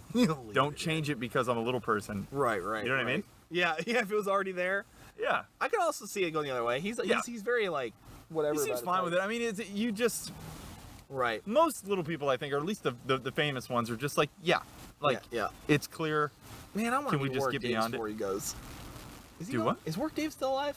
I'm pretty I sure. want to meet Warwick Davis. I love him a lot. Dude, he is great. But He's so good. yeah. So the movie, like many movies, it's kind of in phases. The first one, Peter Dinklage cleaning, and then you get her kind of self-inserting herself into his life Right. and asking him questions, which is fun. That's where you get to see kind of how the routine works and like why he's doing certain things. She's kind of asking questions. It sort of does. It kind of does a fake suspense a little bit, where like they get a dog and then the dog goes missing, and she's like, "What happened to the dog?" And he's like, "Oh, I let it out." Right. But how it's played, me and Priscilla were like, "He killed that dog, right?" Right. At first you think she's gonna be the problem, but then you're starting to wonder, like, is this gonna be like a thriller from the other way? Like she Right. found this guy? Sure. It never goes there. It just kind of unnecessarily builds suspense, which is kind of rough. Especially once the movie starts, it plods a little bit, where you're just kind of like, okay, so What are we doing here? is this gonna amount to anything? Yeah. What's gonna go down? Like I said, it's almost really great. There's a lot of good bits of them like in a supermarket. You see the priorities, like he's collecting cans and he fishes out on this lake. I seriously was like, you saw him fish at one point and he doesn't catch anything, and I was like, I don't hear any birds, and I haven't seen any other things. It's like happening to animals. Well, I too? was like, is it happening to animals? I kept Right. asking the question until he started catching fish, and they find the dog, and I'm like, okay, so it's not, or did it happen to animals, and that's why we don't see anything? But they don't really go into that very much. Right. But he catches salmon like out of this lake. He's living a pretty decent life by himself. Sure. And it really kind of switches gear when he wakes up, and actually there's a really riveting scene where she finds a house that isn't on the map that he has, and she's like, what house is this? Wasn't on the map. And he's like, you're not supposed to be in this house. I'm cleaning this one myself. And it comes out that it's his house. Like, Right. he's saving his home for last because he was living with his mom. His Okay. mom's body is like in the other room, and Dude, she's don't let it sit. dude. Well, they all sit. They've all been sitting. Yeah, but take Yeah. your mom out Yeah, first. well, he couldn't face it. Like, he was doing it last. Like, you want want to face it when it's all bloated and exploded and shit? Well, they're all desiccated. Like, all the corpses look really dried out. So Huh. I don't know what's up with it. It's been a while, but there's a great bit where she's like, why doesn't it smell bad? And she's like, where's all the bodies? Right. Or she goes, where's all your bodies? And he's like, I moved them. I buried them all. She's like, wow, all of them? And he's like, well, I'm getting to it. Right. But it's I'm got working this, on it. Yeah, it's got this fucking scene where he's like, really like, I didn't want to come back to this one. He's like, I was standing right in this kitchen when it happened. Right. And he's like, he points out his window, and you can see like the elementary school, the playground is Oh, right there. no. He's like, they were out for recess when it happened. I was right here. I remember it like it happened yesterday. Sure. And you're like, fuck, dude. Yeah, how do you... Anything with children. Yeah, it's bad. But yeah, it plays out real good, real slow, until he wakes up and hears people talking, and he goes downstairs, and fucking Paul Giamatti shows up with his wife, and they're like, yeah, this is our daughter. We just came together. And he's like, what? And you find out she said her parents were dead, and she says as much as like, you don't understand, my parents are dead, but they assigned me to them. And he's like, what do you mean they? And Paul Giamatti's like, what are you talking about? It's like, the other people. And he's like, how many other people are there? Like hundreds? He's like, no, there's like tens of thousands of us. We got like society up and running again, pal. Like, we're good. Like, yeah. are you the only one here? How long has it been since you saw another person? Which I was like, this is great. Right. Like, it's back when I was Awesome. like when Walking Dead first going, I was like, man, I hope it's just the South. And he Right. finds out that everybody else got on fine. Yeah, it was just totally good. But yeah, and this is where Or the movie, the whole Mad Max thing where it's Right. just like only Australia is a barren hellscape. yeah, this is where the movie falls on its face a little bit though, because after that it they take her away, and he lives his life for a little bit, and there's a whole thing where she doesn't want to go with them, and he goes to them and finds out that yeah, they live like this, but they have her hooked up to machines Whoa. that are like lobotomizing her slowly, kinda. What for? Well, the idea is Paul Giamatti. It's a decent scene, and it's one of those things where I'm like, if this was like a 5-episode series, you could have had maybe a whole episode on Why this, that comes up all the time when we talk. because it's better. It There's really some is. ideas that need room, Yeah, and absolutely. because this feels so crammed in, it's like the last 15 minutes, and you're like, what's happening? Right. But it's got he basically explains is like, yeah, so many of the survivors can't get on after what happened. So we're doing this so, So that they people don't lobotomize them. They don't have to remember what they lost. They're just gonna think that this is life now. Yeesh. And Peter Dinklage is like, well, that's fucking insane. Yeah, don't do that. And they kill Paul Giamatti and they leave. And it's As you whatever. do. Yeah, it's whatever. It just happens. And then but there's a great final shot of them leaving, and Peter Dinklage, while he's driving out of this city full of people who all just look like there's people jogging like LA jogging, like Right. nothing ever fucking happened. They all look blindly happy. Right. And he's driving like so cynical about it, and I'm like, see, this would have been fucking rad if this was at the end of something Like, really developed that you out. invested into Yeah, heavily. but sure. as it stands, that part, that gear shift is so small a movie. It's kind of unfortunate, but Yeah. you get a lot of great just Because like, it's like both good ideas, but the Right. transition between them being so jarring is like, Right. yeah. right. They It's a have a bad taste. little bit too where Giamatti's just like, yeah, they don't still know what happened. They think it was some degenerative, like some he said something like cellular degenerative Sure. condition that was just he's like in 97% of us, I guess. But yeah, it's fine. I give it. It's got like A24 stink on it, where it's like Sure. clear that they wanted to make like an A24 style movie. Oh, that's bad. Yeah, I mean, it's not bad. it's. But still, I know exactly what you're Yeah, talking about. it's It was still the fine. same reason, or that same mindset is why I didn't watch the Descent until last podcast, because it had that stink on it of like, I see what you're trying to do, like the type of movie you're trying to make. I'm a big fan of A24 movies, though, Sure. for the most part. Yeah, I'm for the sure most there's part, some 100%. out there that I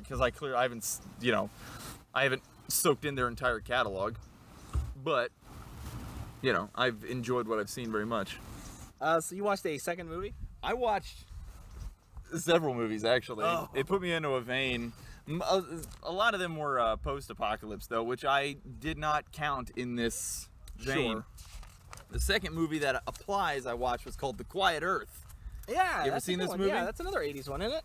It was like, it seems like late 80s, early 90s, yeah.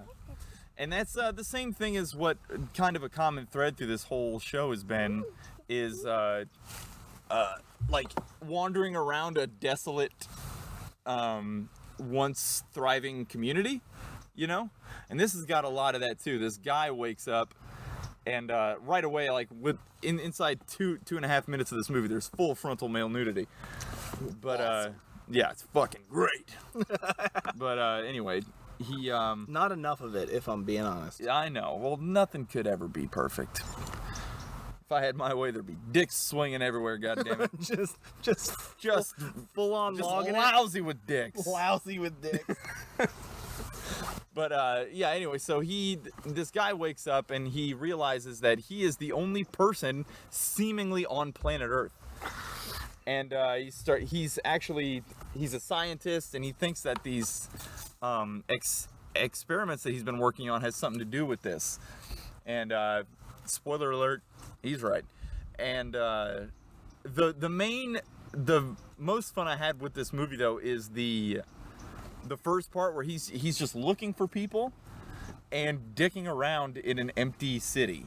Yeah, which is awesome. Yeah, it's so great. He's like, there's portions of it where he's like, at first, he's just kind of like making sure that nobody's around, and he's like driving a cop car. He goes to the radio station and records a hey, this is my name. If you're around, come to this place so we can, so I can know I'm not the only fucking person alive. That's honestly in the Will Smith I Am Legend, the best parts of that movie are just like not the zombies. It's mostly just him being alone in that city, going to the Blockbuster to like Those are- pretend that he's normal life in it for Right, a bit. yeah, for a little bit. Driving around, I always liked him hunting deer out of a Mustang with a sniper rifle was yeah. pretty cool.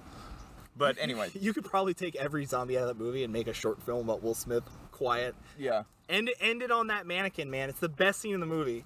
For When that sure. mannequin moved No! and he was like, No! you can't, the psychotic break that's happening. Yeah. You tell me if you're real, Frank. What if Frank turned and ran? Oh, dude, how horrifying. It'd be like that, the Signs, where the alien walks Yeah. across at the birthday party. There's a scene in, it's not really a apocalyptic movie, but it's called Cashback, where the main character can freeze time in it. Okay. And he likes to freeze time to just kind of like quietly reflect on life and draw people. That's nice.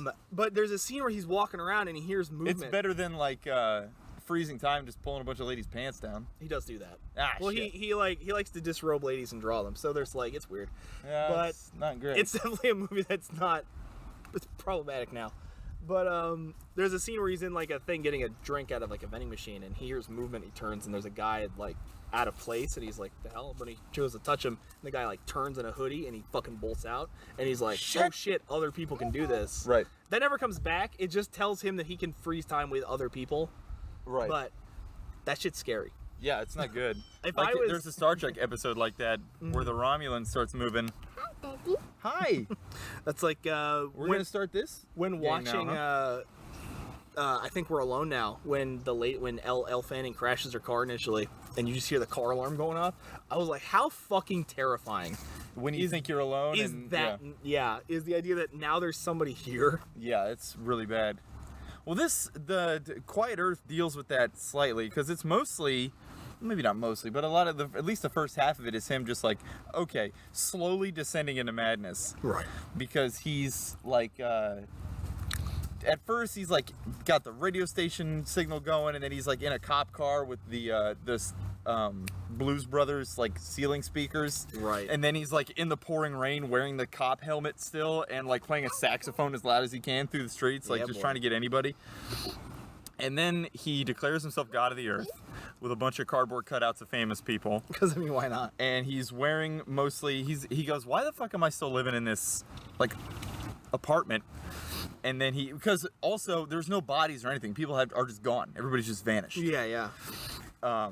clothes and all. So he's like he goes and he moves into this stately manor and just puts a bunch of cardboard cutouts of famous people out there. He's mainly wearing a nightgown through this portion of the movie, which then he's wearing a nightgown mostly throughout the middle section of it, and no underwear underneath. You get some fucking dick slips sometimes, Yeah. but it's good in context because he's literally just going nuts. And this nightgown starts to go into more and more like disrepair to where it's like just got holes in it. It's all dirty. He's just going into a church wearing a nightgown with a shotgun, right. and is just like yelling for God. Like, come on! And it's one of those Catholic churches where they got a big Jesus statue on the Right, cross, right. and he's like, hey, if you don't come down here, I kill the kid! And that's pretty fun. But it's a similar thing too. He moves into a different house, a more like understated house after he kind of has his break and is dealing with shit. I mean, honestly, I would almost prefer to be in a like corner of an apartment building, Yeah. somewhere nobody would check. Well, that's what he kind of like has it seems like a coast house, like a beach house. This takes place Sure. in New Zealand. Right. So he's like just finds somewhere on a lake or a river or something, and he is doing shit, and he hears a click, and he turns around, and it's a lady with a gun, and he mostly is just kind of like puts his hands up and is just like, "Are we cool?" And then she puts the gun down. They hug right away. Of course, And yeah, it's 'cause, just like- like thank God somebody yeah. else is around. They both thought that they were the only people. And they actually meet another guy who actually looks a little bit like Neil deGrasse Tyson. Fuck yeah. And they start this little like club. They're going through their job. Their goal is to find anybody. Yeah. Anyway, their job is to find anybody who's still around. Right. And they're starting to find bodies too. Because it's like, okay, they figure out that if you were dying as the event was happening, you don't disappear. You just Right. wake up. Right. Right? So the one guy, his buddy was drowning him in the river. Right. The main guy was trying to kill himself Right. with an overdose of pills. I forget how the girl was dying. They said, I'm sure, but I forget. And so they figure out that this, like, whatever time slip alternate universe bullshit was happening is going to happen again. And they have to go back to the facility that Homeboy works at Right. to stop it. And their goal is, okay, they're just gonna load this semi truck up with fucking explosives and just fucking drive it into this building, blow it up, Right. because that's the only way to do it. But they get there, and okay, big problem. It's too like there's too much radiation Right. to get close to it, so we have to go back and rig up an RC situation to drive it back. But as they are hanging out there and the guy goes, okay, I'm gonna be back in like 2 hours, I'm gonna rig this up, it'll be fine. About like 20 minutes later, the truck comes down the road and they're like, what the fuck's going on? He's just driving it. He's like, I'm fucking done with this. Drives it in there, blows up, and then wakes up in this fucking trippy, like a fucking Yes album cover like situation where like Saturn's rising and shit. It's fucking cool as shit. It's a really good movie. I enjoyed it a lot. It's not necessarily scary. I mean, Like, I wouldn't call it existential. Yeah, it's more of an existential horror than it Yeah. is like a visceral horror. Dude, being the last man on Earth is a genuine. It'd be difficult. I don't know if I wouldn't mind. I'd be fine with it too. It's Right. just mostly now, like we said earlier, Again, with yeah. the family and shit. But after you're Depends. done, If they just blink out of existence, you could at least be like, after you're done bawling your eyes out for a couple days, you'd be like, all right, now I just gotta go get some food. right? You know? Yeah, right. It's like, well, I mean, what am I gonna do? Am I gonna blow my brains out, or am I gonna keep going? I mean, you might as well dick around for a little bit. Sure, Blow your brains out whenever. I'd be fine. Yeah. Because like, there's no, I don't know. It's a very strange line to consider as a hypothetical. Yeah. Because I'm like that. If they blink out of existence, I'd be like, well, I'm hoping they're at least somewhere Like better. that Men in Black thing where they're just like, Yeah. yeah, that at least they're. What I meant was there's no pieces of them left. So they're intact wherever they are whole. Wherever they went. Somewhere. I did watch this other one too called Last Night. You ever see this movie? I don't think so. Where something is gonna happen. The world is gonna end. Everybody's gonna die Right. at midnight. And oh, okay, like last night. yes, I was thinking which like is K. oh right. No, it's like it's a good play on words like last night, but also the last night. So that's fun. Achoo. Achoo. Oh, you're so sneezy, bro. You done? I'll say, man, you know Okay. what? It's one of those things. up. We never do movies like that where kind of like how Reign of Fire is like we never do dragon movies modern day. Right. Like, wouldn't it be rad to do a movie where everybody on the planet vanished but one dude, and it's like a fucking knight, and he's just wandering Europe? Like, what happened? Oh, like it happened in feudal England? yeah, that would we be never cool. do that. It would be fun. Oh yeah, so this movie is mostly everybody. It's known for several months. I'm not sure how long, but it's known for a while Right. that everybody. Today's the day. Everybody's gonna die tonight. So everybody's kind of like going nuts a little bit. They're like, Sure. this one guy's family is mad at him because he just wants to go home and do it by himself. He's Sure. just not close enough with anybody. There's one guy who's just I get like, it. yeah, same. There's one guy who is just like sexually conquesting every situation that he never got to do. Sure. You know what I mean? So like there's a black girl. There's one of his teachers from high school. Like She's probably so You old know. by now. she's fine. Sure. She looks, she's not like a fucking elderly woman. What if it was like a middle-aged dude? Yeah, which is probably on his list. You like take him into his like kitchen area and it's like just like from 7 or like 23 just a bunch of shit scrawled on the walls of all the Yeah. shit that he wants to do with his dick. David Cronenberg's in it. Of course. David Cronenberg is a guy. He runs the gas company, and most of his character arc is he's just sitting at his desk calling all of his customers individually to be like, hey, I just want to thank you for being a gas company customer, Dude. and I just want to let you know I just hope you're spending this time with your family in these last moments, and I just want you to know that we're gonna do everything we can to keep the gas running right up until the very end. All right, so. What a good dude. Goodbye. And then he goes to the next, he crosses that name off and he goes down and he's got this huge There's ledger. so many people, yeah. I know, and he's in like the V's. You know what I mean? And it ends with he's in the W's and it shows him finishing, which I think is Ew. great. And it's, ew, yeah, it is gross. It shows him calling the last person. And there's, people just spending time with loved ones. There's, Sure. But I started to notice, actually, my wife noticed, because it starts to keep a clock. You know what I mean? It's going to end at midnight, so it's like 9 p.m., 10 p.m., 10:30. And she's like, it's still daylight out. And I was like, motherfucker, it is. It's like 10 o'clock at night. It's still daylight out. Right. It's clearly, it's in Canada. That's why why the sun never sets. Yeah, I know, but I was like, wait a minute, that's Alaska. That's not the same thing. But it turns out, yeah, there's something going on with the sun. They don't explain what's going on, I don't think. Right. They just kind of like, it just, everything gets brighter and brighter and brighter. Right. And one lady actually, what's her name? Sandra Oh. Yeah. She's in it, and she's trying to get back to her husband, Right. who she just met after she met her husband after at a party after the government shut down. Right. So there's just been no government. People just kind of still go to work and do stuff. But it's so interesting to see. Nobody's like freaking out. There's no raiders or nothing. Sure. There's just like there's some partiers, people who are like, Yeah. let's just burn it out. Well, it's not like the world's gonna. It's not like you're gonna keep going. Yeah, exactly. Everybody's just accepted it. Yeah. Everybody's just like, all right, well, this is just what we're gonna do. Nothing we can do. You know, I think everybody who was gonna blow their brains out like already did. Yeah. Well, that's actually Sandra Oh's thing, which is like her and her new husband are going to kill each other at midnight. Right. And I was like, why? No, fuck it. I mean, if you want, look, Maybe it's super painful. I don't know.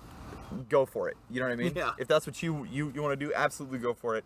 It's more just like, I'm gonna see every second. If I get to stare into the sun as it vaporizes me, Right. fuck it. Feel I'm going to, honestly, I was thinking about it as I was watching this movie, is like, I'm just gonna take my fucking half stack and crank everything up as max as it goes and just blare and just play the guitar into the fucking sun, like for as long as humanly possible. Right. Just as loud as possible and as long as possible. Point my amp up toward the sky and just fucking go for it. "Yeah!" And I'll probably save the world. We did that once, actually. Me and my old band, the Local Pilots. We were jamming at it was before December 21st, 2012. And it was fucking incredible. We just wrote a song on the spot, how you do when you're jamming. Right. And it was great. It was like one of the best things we'd ever done, especially on the spot like that. And it was like, pretty sure we just saved the planet. If the apocalypse doesn't happen on Yeah. 2012, it's because we saved it. Yeah. And guess what? 2021, Didn't happen. here we're fucking sitting. You're welcome. You're welcome. You're welcome. Local Pilots save the world. Dude, that'd be a fucking great premise. for something. Like a movie. Like a movie, yeah, Yeah. a movie about a guy whose band never really got off the ground, but they did save the world once. It just it's improvable. Yeah, but no- they know that it happened. Nobody believes them, Yeah. and also nobody remembers the band. Yeah, And there's like, no, what are you talking it's about? the situation I'm currently in right now. It's just called the documentary about my life. It'd be great. Yeah. You're great, like, you're a great, like, almost Bruce Campbell, like, schlubby hero type. Yeah, it's a very Perfect. very Bubba Hotep. Dude, yeah. But yeah, last night was pretty good. It was fine. It was mostly when it ended, I was like, it was all right. Yeah, let's talk about our real Let's do it. life stuff, which is mostly Doomsday Preppers.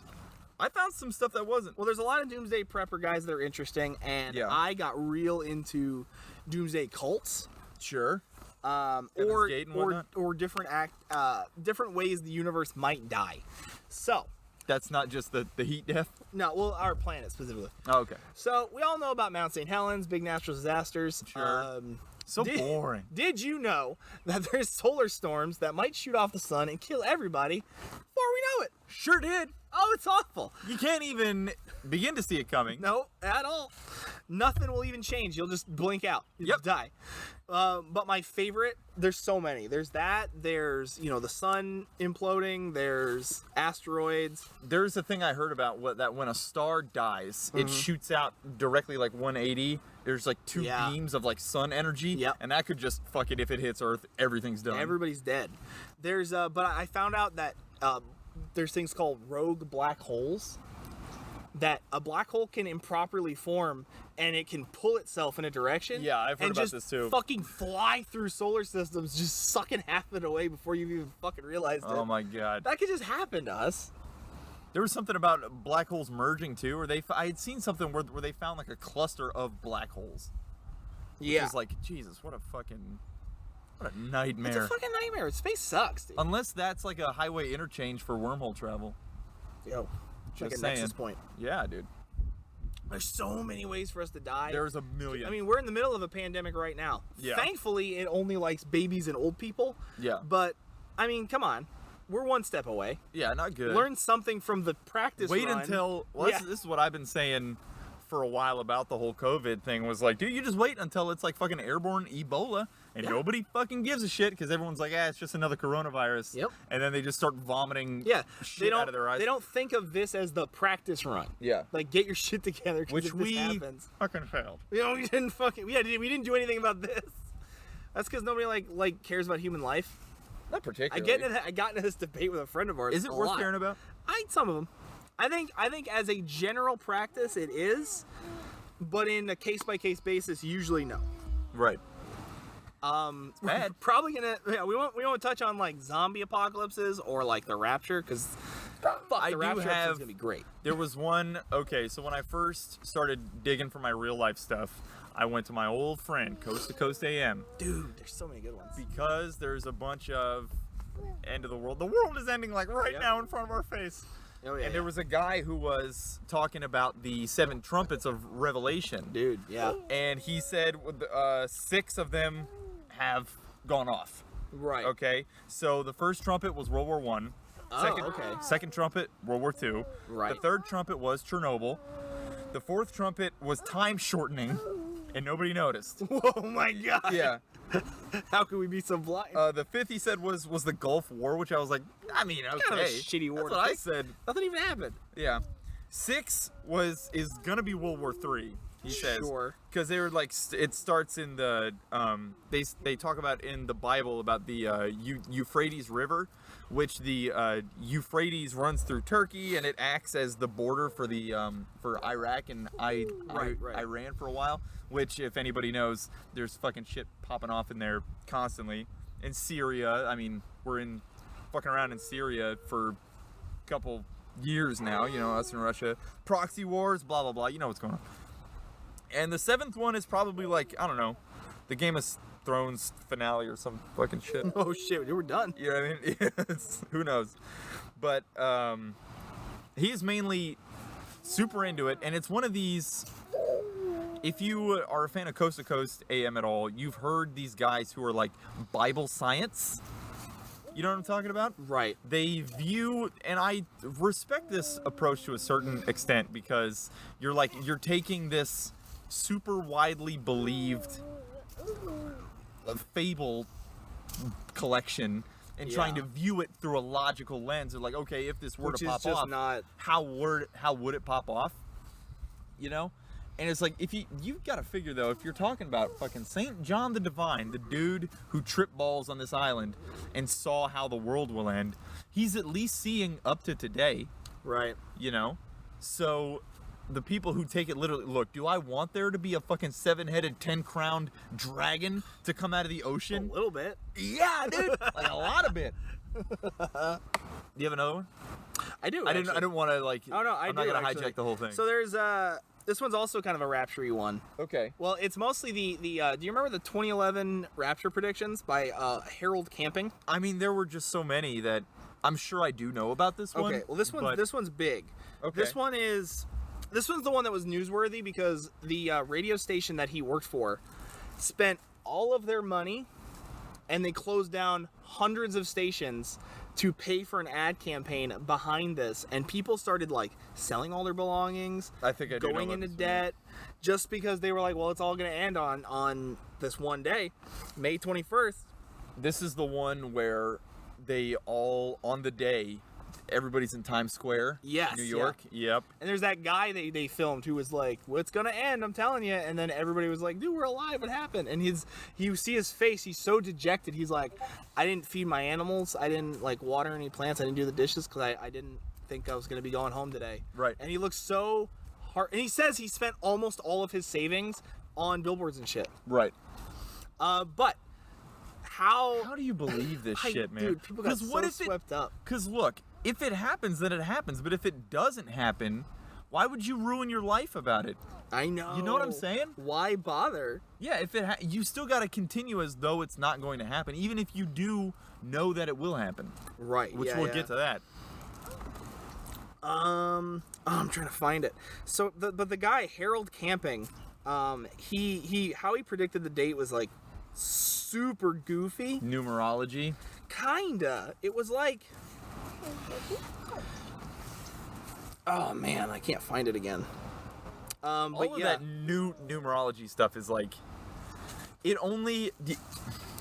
I had to stop looking at it Right. because I'm like not good enough at math to know if you're full of shit or not. here we go. So why? Yeah, it is totally nonsense. But how he did it was, Christ was crucified on April 1st, 33 A.D. Is that a fact? No.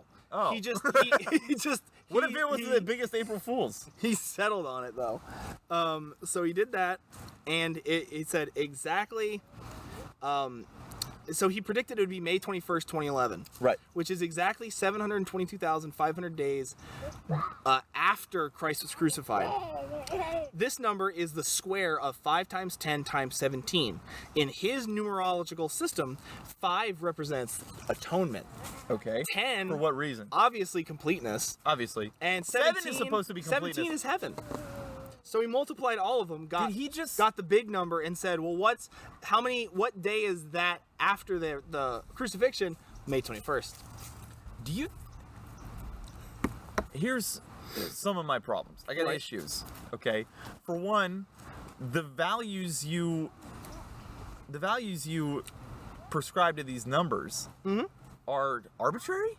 Yes. He just picked. He was like, no, five Oh yeah. is five is atonement. What's even better is that after it didn't happen. ATONE. Oh shit. Hello. What's even better is after he. What if he meant 2021? He was off by 10 years. He might have been. And it's that shit's coming up, dude. You're gonna look like a fucking dick, aren't you, Matt? For talking shit. I can't find exactly the second part, but after that didn't happen, he said, "Oh, I was wrong. Hold on." And he came out and said, "Well, hold on. I figured out it's actually October, like 21st, whatever." Yeah, And I then remember this they guy. were like, "Well, how? What's your logic? What's your And metric here?" He said, "I was looking through the Bible and I found a part where they talk about eating 153 fish. So 153 days after April 21st, obviously is on Guy, this day." you gotta stop. Yeah, it's really sad. He actually had like a stroke, and his whole life was ruined because of Yeah. this. And he, on his like deathbed, like apologized and was like, "I'm very sorry. I was very convinced that I Look, knew it." I have no doubt of. It's like when you're arguing with your wife or talking to a UFO sighting person. Yo. I believe that you believe that, Yeah. but it doesn't mean it's true. You know what I mean? That's the problem. Yeah, it's weird. It's actually interesting researching this guy and other people who kind of like predicted the rapture. Is that the church's official stance is that nobody can Nobody knows predict the day it? of the time. Yeah, which I'm like, right on. Yeah, which is honestly, it's the church is set up in such a fucking gangster way. Where you, yeah, no where you answers. can't disprove anything. No, yeah, it's No answers actually strengthens their argument. Uh-huh. It's like, because you gotta have faith, bud. it's a beautiful setup. It's it's the best really racket in town. It honestly is. It just whatever keeps old ladies giving you their money, so you can fucking jet set around. It's honestly the first version of Patreon.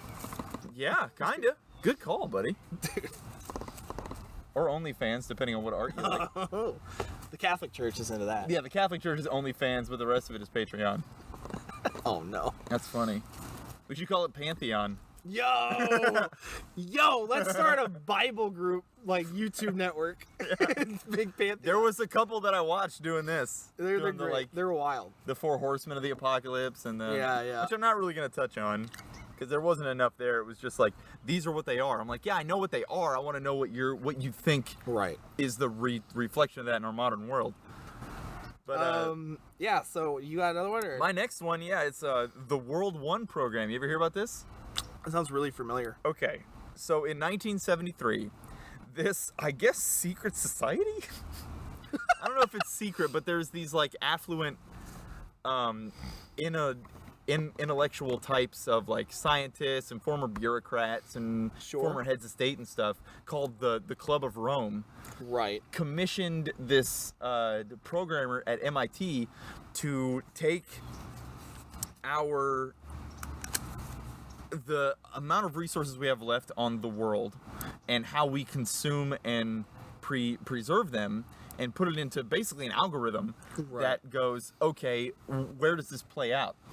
And they go, okay, well, you have till 2040 until society fucking collapses and Right. pollution is so bad that people start to die. You know what I mean? And it said that our first shit starts popping off in 2020, and it was like, as I was doing this research, I was like, "Yeah, shit, that fucking hits a little close to home, huh?" Yikes.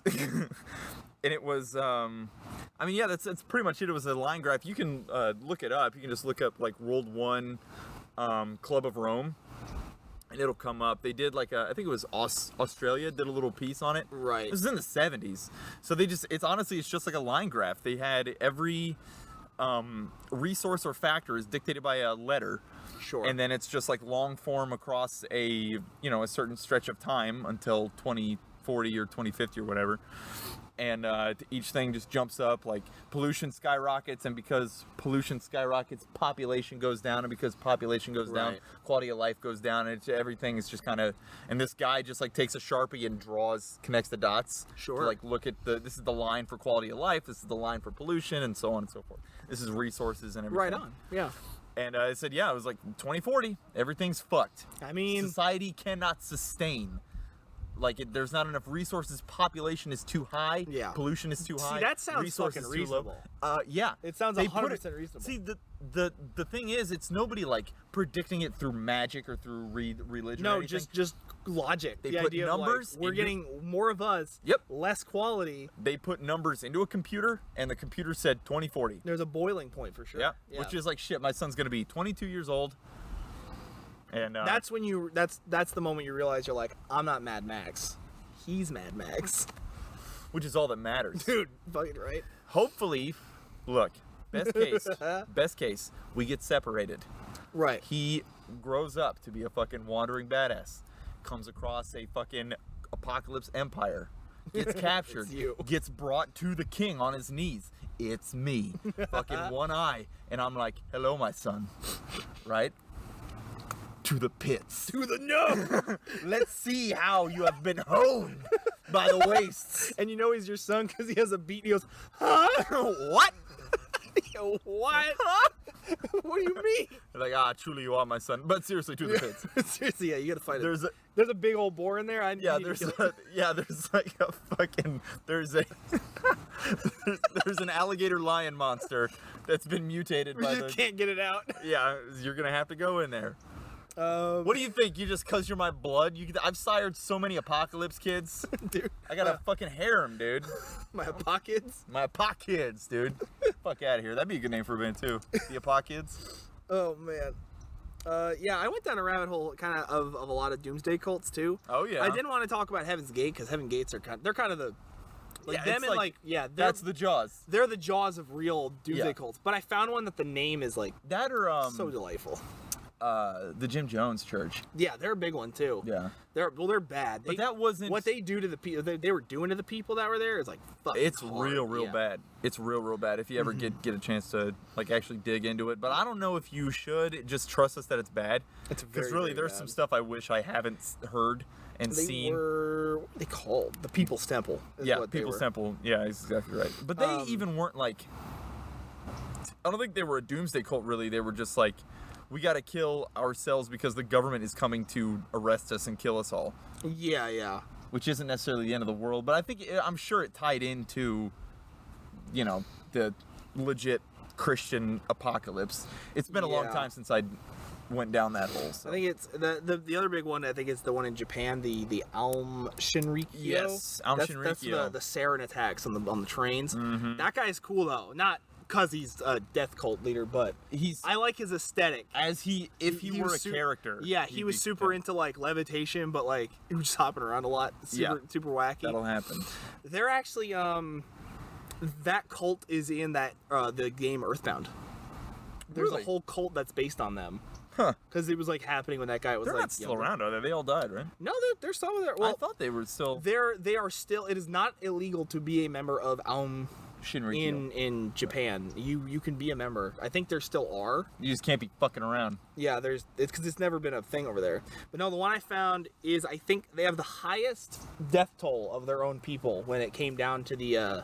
Oh The shit! death They beat time? up People's Temple, Yeah, I'm pretty sure. dude. Because that was like in the almost More 1,000. I'm pretty sure, or maybe it was almost.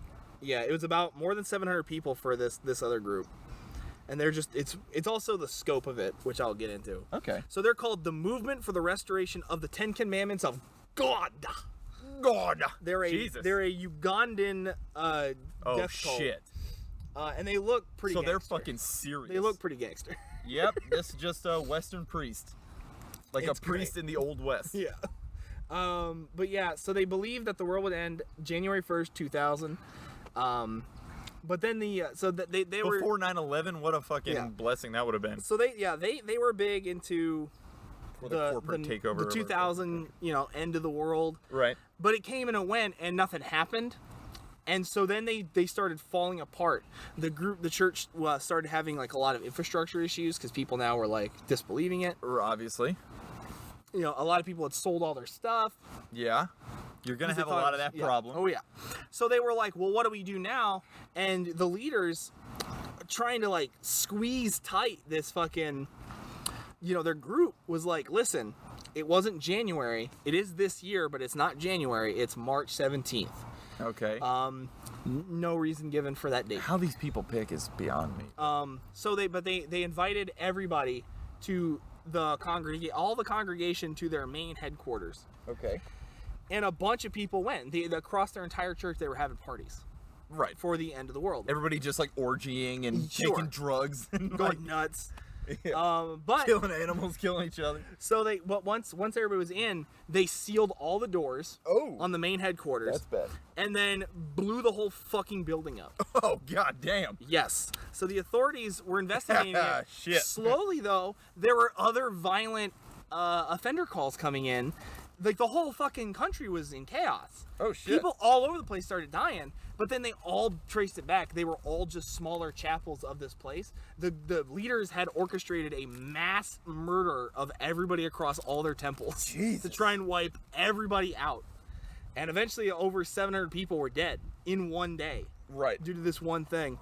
And nobody has ever found two of the main leaders, which I'm Joseph and Credonia. I'm not going to attempt their You think last names. They didn't kill themselves, you think? They didn't find their bodies, and there's still warrants active to this day. Dude, what if? I mean, because they could have just easily like killed themselves in a secluded spot, Possibly, Which is very But they likely. also could have just been like suckers and bolted. Peace. Yeah. Jesus, that's brutal though. I forget what was the body count of the People's Temple, but it was also in the several hundreds. It was a bad one. Yeah. yeah. That one was Here, I'm gonna Google it real quick, as if I'm not on a list already.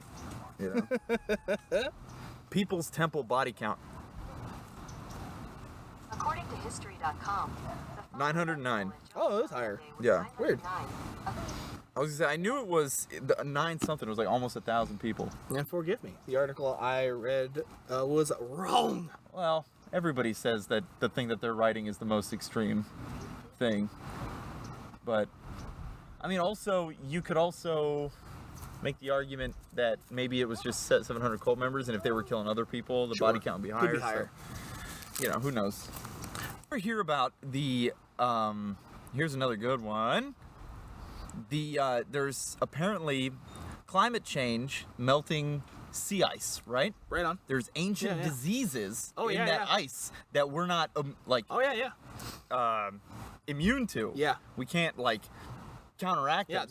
there was an article about it when Yeah. that was positing it, and they shoved a shitty movie out really quick about the same thing. Oh, no. But they did parasites. Like they found a hunk of mammoth that had this old parasite on it, and the research base was just fucking being infested by this new pretty louse, cool. the skin louse. Dude, that's brutal. Cause it's bad that you pump a shitty movie about it out, because then it's I don't know. I just feel like it delegitimizes Right. the threat. An actual idea Yeah. that we Because it's if a sickness breaks out, it doesn't even have to be a complex superbug that's been we've honed into badassery through medication and shit, through medicine. These bugs just keep getting better and better and better. But it's just something, a super simple virus can probably lay waste to most of, if not all of humanity. What if you can't do a vaccine for ancient viruses. Yeah, I mean, You know what I mean? It's just so different that I'm Right. pretty sure. But look, I'm a doctor, okay? So here's the deal. The way I would imagine that it's way easier to make vaccines for viruses nowadays because like we already know like how they behave, we already know what they're up to and shit. Well, yeah. But if it was just some ancient thing that nobody's ever had to contend with before, the amount of damage that it could do before we could vaccinate for it is probably fucking ridiculous. That type of shit scares the shit out of me, boy. Oh, yeah. That and meteors. I don't like meteors. Cosmic stuff so grand scale. I don't think I could be scared Well, of it anymore. it's the Lovecraft argument, right? Right. It just doesn't give a shit about you. It's in the indifference of nature. Mm-hmm. It's horrifying. Yo, here's another group I have that I think is real fun. Okay. They're called the Order of the Solar Temple. I know which about is them. Super rad. Yeah. I love this. I found out about them that they're a secret society. Yep. That failed to stay secret because in the 90s they started a horrific series of murders. Yep. Yeah, I love It was a bunch of famous people and rich people. Yeah, And, I love that they believed death was an illusion and that they'd be transported to a nearby planet. Death is an illusion. Dude. Dun-dun, dun-dun. That's a Tool joke. 23 members in Switzerland were found in an underground chapel in ceremonial robes. 25 members were found in ski chalets with children grouped together, which is very unfortunate. Yeah, it is bad. Well, they were doing like props. And they Yeah. had like swords and were talking to gods, Yeah. but it was actually just like Pink Floyd laser light shows and stuff and fog Yeah. machines, and they had like all kinds of crazy shit going on. I think there was something I had read about where they set up a lady, whether she was pregnant or something like that, but they made laser lights Right. shine out of her coochie on a table up in stirrups somehow, and I can't remember if she was supposed to be being impregnated by the god or if she was like giving birth to a god or something. I forget. I remember there were lasers and pussy, which is like, honestly, it's just what my brain revolves Right. around. Let's say 73% of the time, Right. lasers and pussy. Tits get thrown in there sometimes too, but I'm a fucking animal, man.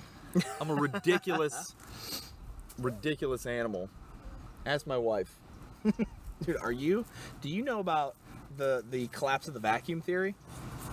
A collapse of the vacuum? Yeah. So I don't think so. It's this idea that was popularized initially by a Kurt Vonnegut book. Okay. But it's the idea that that in essentially what is out in space is a false vacuum. A false vacuum? Yeah. And what happens is the idea is that it used to be nothing but energy and particulates. Sure. Essentially. Like in solid? And then the Big Bang happened and forced all of that shit away. Because obviously a Big Bang, Right. explosion radius. Sure. Everything we are in is in the vacuum of that. But outside of our bubble is the roiling... of the universe. Yeah, the shit that was pushed away. And that because the universe is constantly expanding outward, eventually this false vacuum we're in might pop and all that shit will come rushing through. Oh, the big crunch. The big crunch is more when it essentially the density of the universe pulls itself back in, Right. like on itself. This is just similar but different. this is like it pops and all that built up energy and particles out there comes rushing back through and atomizes the rest of it, like sweeps over it. At least it'll be quick. Hopefully.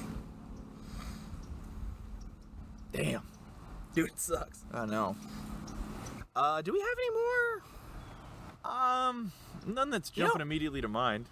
Did you dive into Doomsday Prepper, guys? Because I got really I good. did not actually. You said you had some, and I was like, well, So I'm not gonna. these people are fucking wild. Yeah, a lot of them are. I don't trust any of them. They're all the wrong kind. You know when like you hear people talking on radio or something of like, you know, the government's gonna take our guns, Right. And you go, that guy's, you know, I get it, but then you see them and you're like, oh, you're like a fucking psycho. Yeah. You know, that kind of person. That's how Doomsday Preppers sound, or they look when you really look into them. None of these people would be the guy I want on my team. Not really. I appreciate them because when they eventually die to their own devices, We got their gear. their gear, their house, like Right. that's gonna be fine. They are target for sure. But no, these people are fucking lunatics. Yeah. I mean, they had. There's been multiple like network, like cable shows Yeah, yeah. about them and stuff, and And those are like tip of the iceberg. Those dudes are like whatever. Those are the dudes who will let a camera inside their house. Yeah, there's a guy who Google Earth found him because he was Really? off the grid. They Dude, found him because his entire cool. house was black bagged. He had like sealed it all in and like trash bag and shit, and had been pumping Really? his own ventilation.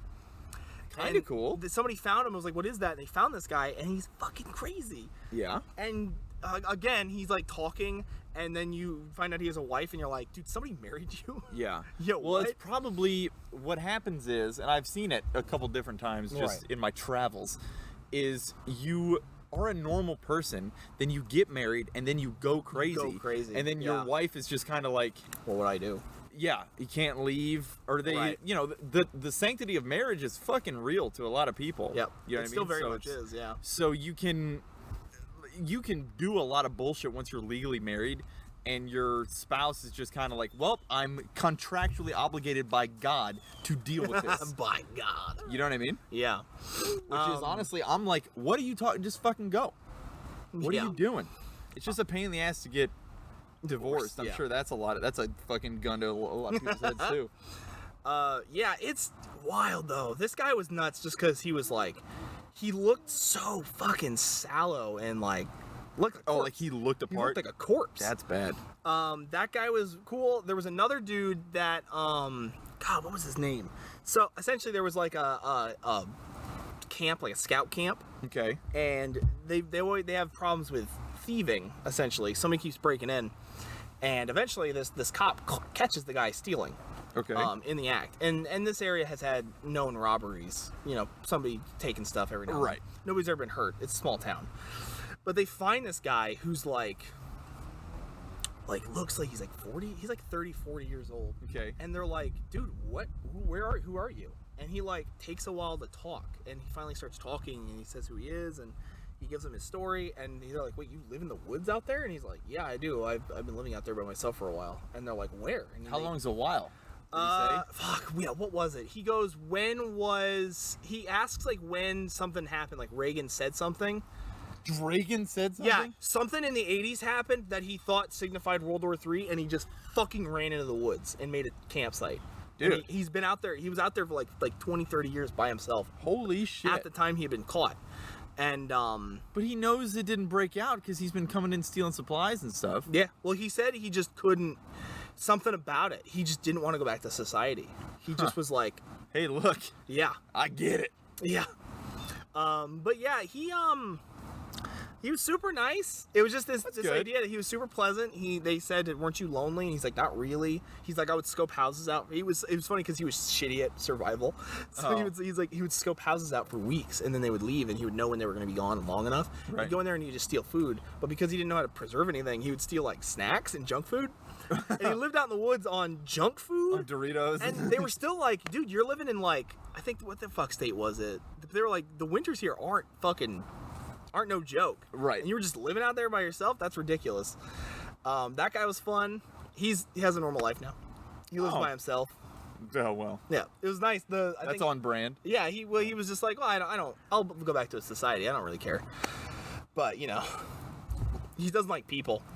But I found That's this pretty one. I self-evident. found this one guy who's mostly everybody's setup is kind of the same. It's their house, but like Like, they tried to make a sealed up bat and shit. cave out of it. Yeah. Yeah. This guy was rad though. He was buying old decommissioned school buses, Oh. and he was digging out. He had these huge, like hundreds of acres of land. I think I know You've about seen this it. guy. Yeah, they put the school buses underneath the ground Yeah, with that's cool ventilation as and shit. shit. He made like a city. It got shut down, sadly. What? Yeah, there was on what grounds? there was a fire in it, and That's bad. it revealed that the whole thing was a death trap. Like Hey, there was no. careful. Okay, bud. He's fine. I just don't want him to rip your That's fine. shit out of there. But yeah, it revealed that the whole thing was kind of a death trap, and just nobody. If that had happened and people were living down there, they'd all be dead. So Right. it kind of got decommissioned. But the whole doomsday prepper, like that lifestyle, is vexing to me, man. Look, I understand sections of it. I do like to be prepared in some section. If I had my druthers, I would be on a compound in the middle of fucking nowhere. You know what I mean? But it wouldn't be because I believe the apocalypse is coming. It would be because I want wanna get away I like from- a self-sustaining Right. thing, like have our own farm out Sure. there, fucking have a studio where we can like record and like film shit and all that, you know what I mean? Making albums and stuff.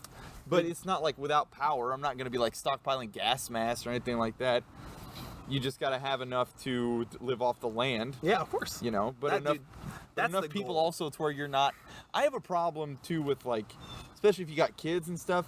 You really can't be just a singular family out there. No, 'Cause you're mostly gonna drive your kids nuts. If it's just you and your wife, that's one thing. it needs to be like a commune. Like you Yes. need like it needs to be a little village. See, the trouble is that communes and little villages, there's always one guy who thinks he's God, starts fucking everybody's wife, and you gotta that's kill him, dude. fucking yeah. And nobody Immediately. bricks him over Nobody the head. ever does.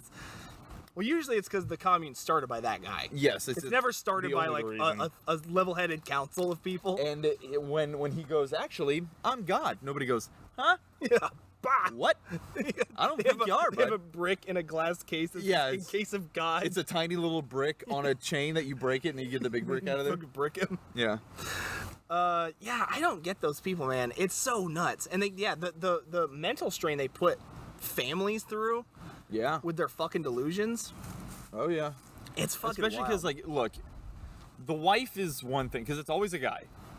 yeah, It's yeah. like serial killers. It's always a white guy. It's all white dudes for some reason think that they're fucking John Rambo, Mad Max. Yeah, for whatever reason. Yeah. And the wife is one thing because it's like, look, you're kind of like I said, you're held hostage by God a little bit in your own mindset. But it's mostly when they have kids and you're putting your kids through this shit. Is like, dude, they don't have a choice. That's Right. not cool. They might will you be giving your kids some fucking skills? Probably. That's pretty cool. Right. But you're also Making them fucking weird. you're severing their ties to humanity, which I think is pretty dangerous. Yeah. You need to, yeah, that's why I said earlier, I'm like, you need to have like a respect for the sanctity of human life, at least in a general sense. Yeah. I think that's a fucking good idea. Right? You need to care about people as a whole, because guess what? You're part of people as a whole. You just are, man. But, of course, if somebody starts spouting that they're God. Yeah. Well, a lot of people, Bye. they don't. The trouble, I'm pretty sure we brought this very concept up because it bleeds into a lot of like just human life and society.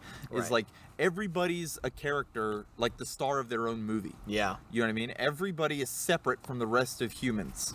And I count myself in this. Sure. I've spent a long time trying to look at everything like a satellite. Like, okay, how is this playing out Right. without being mixed into it, which colors your Yeah, it changes your lens of it. perspective. so but when you get that also mixed with fucking probably undiagnosed psychopathy, Yeah. then you're like, Dude, yeah. you're gonna live in a village made of oil drums underneath the ground in the Pennsylvania fucking wilderness. It takes a certain amount of, especially when you're thinking of the end times, a certain level of humility to be like, you know what? I don't gotta be Mad Max. I'd rather fine. be the radio station in Fallout. Totally Fucking fine, way too. cooler. Yeah. You know how many way more peaceful life. nobody thinks about in Fallout? You know how many times you die in Fallout? A bunch. A lot. Yeah. Yeah. And you So just maybe wake up like Highlander. It's not a good idea. You can't just like throw yourself at a base memorizing where everything's at, like Right. Dark Souls, until you can do it. Out. Yeah. So you want to move on to the main event. Ooh. So Main event. You say main event? Say main event. Fair enough. question everything, Everett. That's right. Truly, you are your father's son. But so I picked the Michael Shannon 2013 drama Take Shelter, Take shelter. which falls squarely in a very peculiar part of this genre. It is very pre-apocalyptic, Yes. but this is very much like a A biblical story. Noah's Ark, but now. Yes. And it's very, very well done. I- We also touched on it too when we were talking about. I wanted to watch a good movie for once. Yeah, It's been a right. bit since we watched one. Cape Fear. Yeah, you're right. Cape Fear was like 2 ago. What was the caves one? Oh yeah, it was Strangeness. That strangeness, right? There's a reason I couldn't remember it. Yeah, we also touched on the subject of this too when we were talking about the effect that the Doomsday Preppers have on the rest of their families. Yeah. And the rest of the communities, which is totally what this movie's all about. It's totally a veiled veiled analog for mental illness in general, I think. 100%. It is very incredible. It's an incredibly slow burn too. It is. So, But worth every spoilers minute. from here on out. Once again, pause it. Go watch. Take Shelter. It's Yes, very, very good. it's excellent. Excellent movie. Essentially, it is a man named Curtis LaForge. something like that. LaForge, yes. Curtis LaForge, who he is a construction worker in his local town in like Ohio, somewhere like that. Yeah, it's somewhere in Ohio. They're at least near Columbus. That it's a bit of a drive, they say. Yeah, it's probably take a couple hours to get there. But yeah, he starts having these extreme nightmares. Like vivid dreams, Yeah. extremely vivid dreams of a just ridiculous weird ass storm clouds. Yeah, crazy storm clouds, oil consistency rain. Yeah, like brand new motor oil, he says. Which we people- joked was Gatorade. Yeah, well, it didn't help that there was like a jug of Gatorade like in the next scene. Was there? Like, yeah, because Oh, I yeah, said, 'cause how the it's rain like- catch is working. Yeah. They're like, oh look, they got rainwater. It's good. But yeah, there's also his dog tries to kill him in one. People who get wet go fucking psycho and try to kill people. Yeah. It's a whole mess that he's having these dreams in. Which I honestly want to see the movie that this apocalypse. I want to see the movie about the apocalypse. That leads into Not it. just the This is like the preface to a movie I want to see. It'd be rad. Like, it's 2013. Get like on the 10-year mark, do a movie with like a whole different cast that's Right. set like a year in. And That's every time still the doing rains come, they have to get in shelter because That's it'll cool. fucking. You You don't can't get even wet. have Michael Shannon. Yeah. Do it right. Maybe it's like, yeah, maybe it's not even, because it looks like it's soaked. Like, you can't get too wet. What the It's hard because the rules are vague. They 'Cause are. It's all dream logic that he's getting. Well, we never it's- see it really happen. It's not even the point. Yeah, of You know what I course. mean? Which is, we're kind of breaking down how we want it to work, Yeah. not how it actually works, because they don't Yeah. have to. As far as the story that they're telling goes, they don't have to explain it. Yeah, it You know would what I just be really rad to have a movie set in this flooded out. Well, I like the it rain because it's like drive people weird. mad. The clouds look awesome, and like the Yeah. thunder is strange sounding a little Deafening, bit. yeah. It comes consistently, and Yeah. the lightning kind of focuses on spots and just strikes constantly. Weird thick rain is like yeah, fucking that oil crazy. rain, yeah, it's nuts. But yeah, so he's having these dreams. And It's affected him. yeah, oh yeah. They're just so real, and it seems Yeah. like a guy he's literally just a regular guy. Yeah, yeah. He's got a job, he's got a family, his daughter is deaf, and they're just trying to get help as far as that goes, like hire a nurse or an assistant or something that Right. can help her out. And even his buddy says like, man, you got a good life, man, you figured it out. Right. He's in a loving marriage, and he's just doing his job. He's like doing well in his company, he's making good money and everything. And then these dreams start, and he just cannot help himself. Yeah, well, it's like it's causing him to lose sleep. He's Yeah. fucking getting all twitchy and hostile It's like because it different stresses him dreams out. because the one dream he said where his dog attacks him is like it took all day Yeah. for the pain in his arm to go away. Yeah, You to know? the point that it shook him enough that he doesn't want the dog in the house. Yeah, he He, like, builds a pen for it in the backyard. He's like, yeah, and his wife doesn't understand why. He's just like, I just don't want him in the house right now. Yeah, and he's like trying to get his daughter like away from the dog. Yeah, and he's just like, he's getting testy and he won't say why. He's got that, honestly, that issue most dudes need to get over. Of Yeah, for sure. Going for help. Yeah, and they can't. Well, I think a part of it is a strength issue. Is like Yeah. they don't want to look weak, but also it's like is this even really happening Yeah. to me? He's like ignoring It the also, problem. honestly, as it goes, it might also be like an acceptance thing because his mom had the same kind of issues, like schizophrenia and shit. Yeah. Like you find that out a little bit in, but it's like there's also that he's dealing Yeah, with. because he has to. As soon as it's like, all right, this is really affecting my life, like Yeah. hardcore, and he can't help the obsession to. The crux of the movie is him. They're in the Midwest, so he's got a tornado shelter in his backyard, and he starts to upgrade this thing to the detriment of his life. Yeah. He Like, starts to alienate his yeah. family. He starts to bankrupt himself. borrowing equipment from work. Yeah. When he's not supposed to. And He starts. Yeah. First it's the dog. There's that. Remember he has the dream. This one's cool because he doesn't. We don't see this one, but he has that. It's the what is it? Yeah, it's like a halfway in. He has that seizure that his wife witnesses. yeah, It's not till a little later that he. I think it's that one, yeah, where he's like, he says that he tells his boss he wants his friend off his crew. Yeah. And later he tells his wife it's because in that dream his friend came at him with a pickaxe and like was trying to murder him with it. Yeah, it sent it through his leg. Yeah. And he's having dreams like that too. There's a dream he has where he can't see through his windshield. It's raining. Yeah. It's just all crappy, but he sees the vague shape of somebody in the middle of the road. So he's like, ah, shit, and he goes off the road. And then there's just people In like hospital gowns too. yeah, beating at his windows and ripping around in like regular clothes and hospital gowns and like just beating on his windows and ripping his daughter out of the truck and ripping him out, and like it's part of the deal of this rain, like drives people fucking nuts and puts them in like the crazies, Yeah, a little bit. you know? And it could be anything. It could literally Yeah. just be like, because he talks about like it being a metaphysical storm at times. Yeah. Yeah, and he has that other one with his wife. Yeah, when his wife's standing there and it was clear that like Yeah, shit's gonna go down, but it doesn't. Yeah, I remember because we were watching it. You had that beat where you're like, "Oh fuck, she's wet, dude." Yeah, It was she's like, wet. dude. Yeah, and then she starts looking, turning around, and you're like, "Dude, you need to bring her." Now. Yeah, She's looking for a weapon. Was like, is all she had to do was slight semi-turn. I was like, put her down. Yeah, take Put her down out. right now. She's gonna kill you, bud. Yeah. And the flies too. That was an interesting thing because it shows a shot of like a steak knife on a cutting board, and there's Yeah, flies there's around it. flies around it. Which I thought Very was interesting. Well, it's like It's a small shit too. yeah, it's like a Beelzebub kind Yeah, of. it's just interesting. Very Yeah. small imagery, and yeah. So the course of the movie is just him. Yeah, like you said, destroying his life. Yeah. Yeah, to do this, and eventually. But he can't, and he almost. He knows that he shouldn't be doing it. He knows Yeah. that it looks nuts, but he can't help himself. He's Yeah. like, dude, I'm telling you, and it takes so long for him to let anybody else in about it that he does. You come at him like, what the fuck are you doing, bud? Right. It was almost. I was telling you when we were watching it was like, you can tell it's a good movie because I don't want to watch it. Right, yeah. You know what I mean? Like, it's I don't want to see this guy. ruin everything. Exactly, because he's got such a good thing going. His wife is Jessica Chastain. Michael Shannon married Jessica Chastain, and it's like, bro, I was saying, if you're Michael Shannon and you marry Jessica Chastain, you do whatever the fuck she says. Keep that lady around. She's a keeper.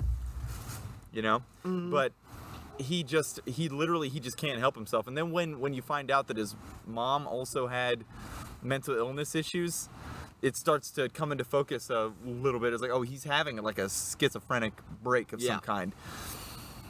And it's just everybody. This is where it comes into the veiled allegory for mental illness, where it's Yeah. like the effect that it's having on his life and his family and his wife. Like, can't really blame him for what's going on. Yeah, yeah. But she can't just like sit idly by and They watch don't. it They too. don't overdo anything in this film. They It's really very don't. good. He's never like over the top, like fucking angry or evil necessarily, crazy, and nobody's really like super pissy with him. No. At least until there's a thing we'll get to, but Yeah, we'll get to it, but it's mostly like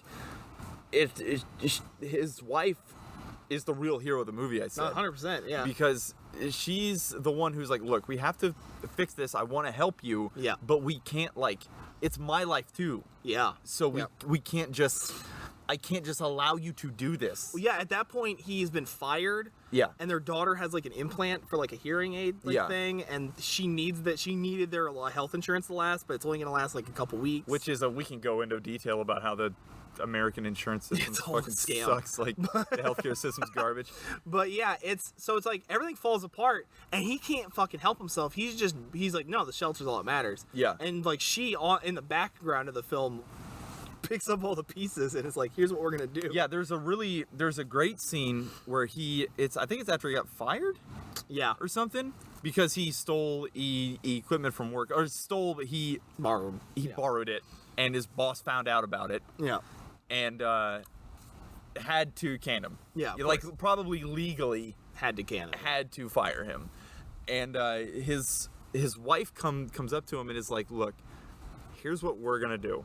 Okay, we're gonna use. Oh yeah, that's right. He's like, okay, we have these 2 months left of benefits, so we're gonna use that to get all this shit that we need done. We're gonna move the daughter's surgery up.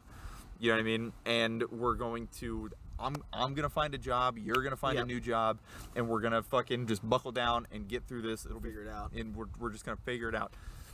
And but you need to also go see somebody, like not just a counselor, not just a fucking person to talk to. You need to go see a fucking professional and probably get medicated, which Yeah. he's not against either. It's No. not one of those movies, which I really enjoyed about it. It's not one of those movies where he's like, I'm not crazy. No, yeah. I fucking know what's gonna He's happen. Blah, blah, completely blah. open to the idea that He's like, he goes on his own, but before he even Yeah. tells his wife or anything, it's like, he goes to a doctor. He's like, I Yeah. think I need a medication. Yeah. Because I'm like hallucinating and Yeah. shit. These super vivid that was dreams and not that sleeping. was the scene you were like, that's bad, because he was like, when he was with his friend working and the thunder was clapping, and he was Dude. like, dude, do you hear that? And he's like, you hear what? Hear what? And it's like clear skies, but he keeps hearing thunder Yeah. over and over again. I'm like, that's Yeah. what I said. That's really horrifying. Yeah. Because he knows that he's probably Crazy. hallucinating. Yeah. And he's not snapping out of it. Like it's Yeah. still happening. He didn't wake up. Yeah. That's Yeah. horrifying. Of just like when you're like, holy, this isn't real, but it's still happening in front of your face. Yeah. You can't even trust your own eyes or mind. Nope, absolutely not. That's really scary. It's fucked up. Yeah. Existentially scary. He has that other one where he's just sitting at his table and he's so high strung, Michael Shannon tension. Yes. And Jessica Chastain touches him barely and he like fucking Yeah. because he just had a dream where she tried to knife him, Yeah.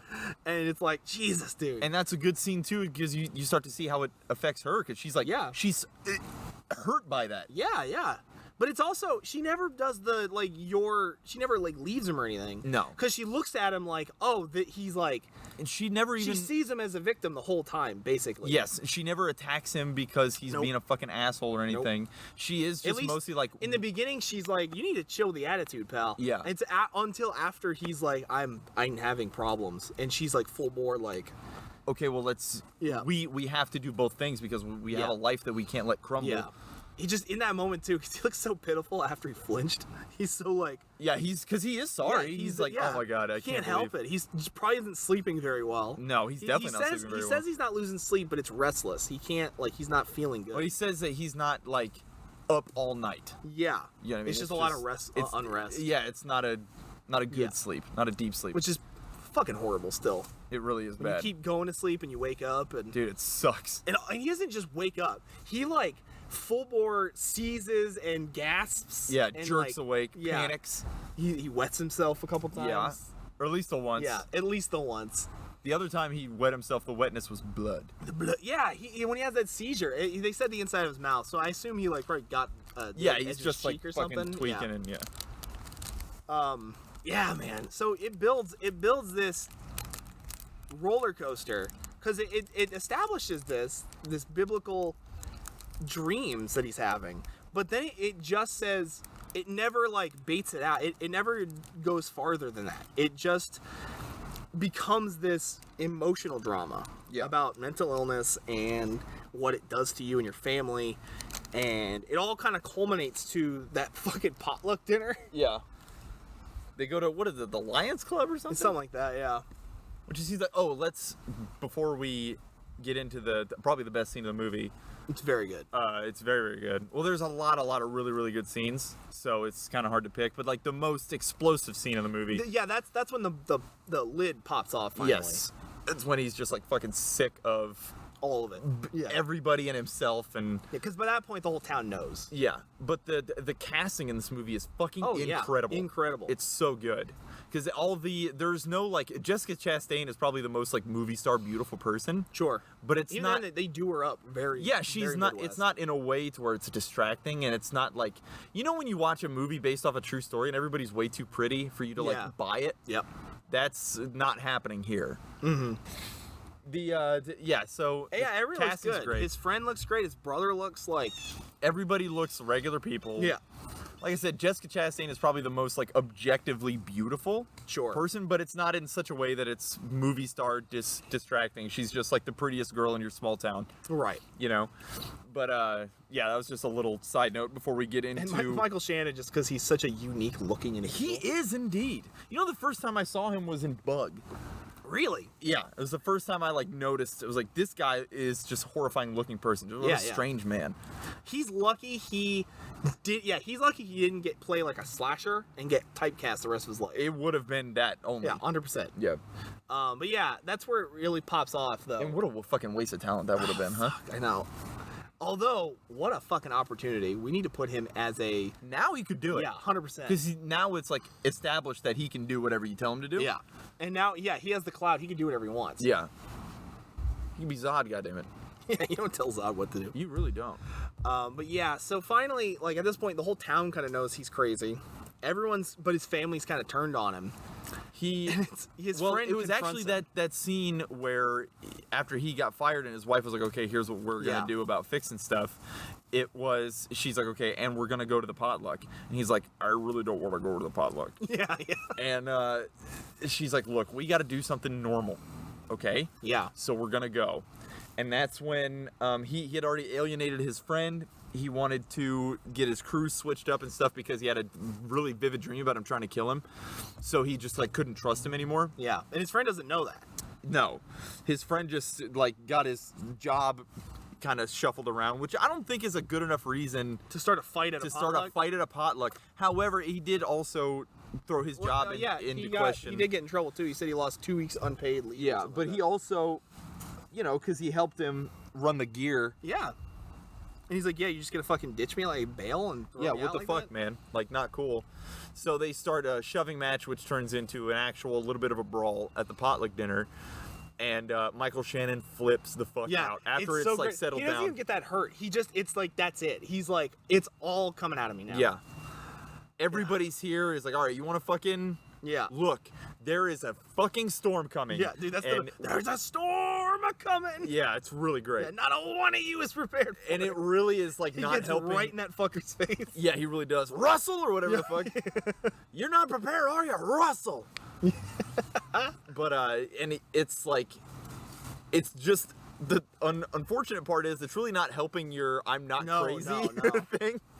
But that shit happens, man. Absolutely. You live with it. It eats up at you so much. You kind of need to yell at some people. Oh, for sure. Luckily, I lived my whole life yelling, so I never really. Yeah.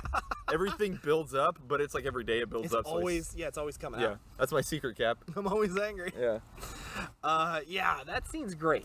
And I love that it's because I told you in there, I was like, yeah, it's a lot of it's just fucking extras, like normal people that they invited to a potluck as extras. That's Nobody which really, is they knew there was going to be a quote heated scene. right. Nobody knew what was going to go down. Such a great way to go about that. Yeah. Oh yeah. That's why you get a lot of good shots of just people looking real nervous. Yeah, and just like looking down at their plate of food, Like, or what's just like shit? old ladies with their like Yeah. hands over their mouths. Yeah, it's good stuff. I'd be Because he just supportive. wanted to eat his like shitty piece of Yeah. potluck fish. He wasn't even doing nothing. His friend came up starting shit. He's like, what are you doing here? Yeah, not here. Yeah. Yeah, that's true. He was like, not here. I said not here, goddamn. Yeah, I said not here, goddammit. Yeah, that's the best. He boots his friend in the knee and fucks his leg up. Yeah. Flips the table over. Mm-hmm. And yeah, just explodes. It was really good. Because at that point, the whole movie is such a quiet, like, piece it's- of meditation It's almost. yeah, him just like fucking seething, and all of it is under the surface. Him just Yeah. trying to deal with this until it just the pot boils over. It does that thing I love where the movie clearly only has one piece of music, and Yeah. they break it up into like its individual component parts, and they'll just play like just the strings here or just the just piano. And it's here. a very ambient piece to begin with. So because then it's you get it in full twice in the whole movie. yeah, One is it's after the potluck. He has that dream where he has that dream about the storm happening and the birds dying, yeah, and then he wakes up to the air raid siren because there's an actual tornado happening. It's tornado alert. That's that was another part of the movie that was really like just mega tense. Was when they get into the shelter. He's like, it's happening, it's happening, it's happening, it's happening. Oh man! And then so they rush into their storm shelter that he's been pimping out with Connexes and all types of stuff, and they put on their gas mask right away, and then just kind of cuts to black. They go to sleep, but it's the following day that's Right. really the tense part because he's just having a breakdown. He can't Yeah. like deal with it, and his wife is like, you have to open the door. Yeah, It's fine out there. silent. It's over. Everything's fine. And he's like, no. He's like, what if it's still going on? Yeah. And then he's up there like by the door, and he's like, you don't hear that? You don't hear it happening out Yeah, there? feel the door. And you could his wife's eyes start welling up, and you start to get this feeling as the audience of just like, this could be a problem. yeah, it walks you right up to that thing that a lesser movie would have had like a dramatic like Hostage situation. hostage situation. But this just has like he signs to his daughter like you don't hear that, and she's like no, like You what? can't feel that? Yeah, and she's just like, no, he can't. And you could he's starting to crack up. Yeah. You know what I mean? He's like really like he's having it's like is it bullshit? Like he's clearly like can't even rationalize it. And that great moment where she's like you need to open the door. Yeah. And he goes I can't, but gives her the key. That was really nice. It's powerful. Cuz he's like dude I can't do it. Like honey, I'm sorry I cannot do it. But he is like I'm too weak he's not to do holding it. her hostage though, which I No, said when he's we like, were "Oh, watching I it, need you to too. open the door," yeah. Here, open the door. But then she's like no, you need to open the You door. need to do it. Because I could do it, it'll be fine, but it won't change anything. You need to see that it's okay. Yeah. It's not only is it a great parable for mental illness, it's 100% an example of how you should probably handle somebody with it. You in need certain to ways, you yeah. need to support them Yes. a lot. Yeah, obviously don't fight them in a potluck No, don't punch him in a potluck. unless they're just asking for it. Dude, it's a drunk punch up Yeah. at a potluck. Boom, bam, bam. That's a Radiohead joke, everybody. Hail to the Thief, I'm pretty sure. Yeah, drunk punch up at a wedding. Pretty sure that's Hail to the Thief. Anyway. Yeah. But yeah, so he goes out, nothing's you actually as it was I going was up, I this is was when the gonna score, yeah. I was gonna freak out Yeah. because the score is really building, and it's a very emotional part of this, Mm-hmm. and you can feel it. It's so palpable. And I was like, I swear to God, if he opens it up and it just like kind of light bleeds in, Yeah. fades to white to credits, I'm gonna lose my fucking mind. And I was sitting here going, he's about to open this door and it's gonna flash to bright light, but I knew it wasn't gonna end. Right. And I'm like, Zach's gonna get real mad for this. Because you said it like moments before. Yeah, I was like, dude, I swear to God, I'm gonna lose my mind. It doesn't. Because you can see that happening. You know? Yeah. It does. It would be it'd be a pretty cool ending, honestly. Sure. I would just be, what? No, yeah. What we got is he opens it and it's fine. It was like just a store. People are Yeah. picking up. It's almost like laughable how.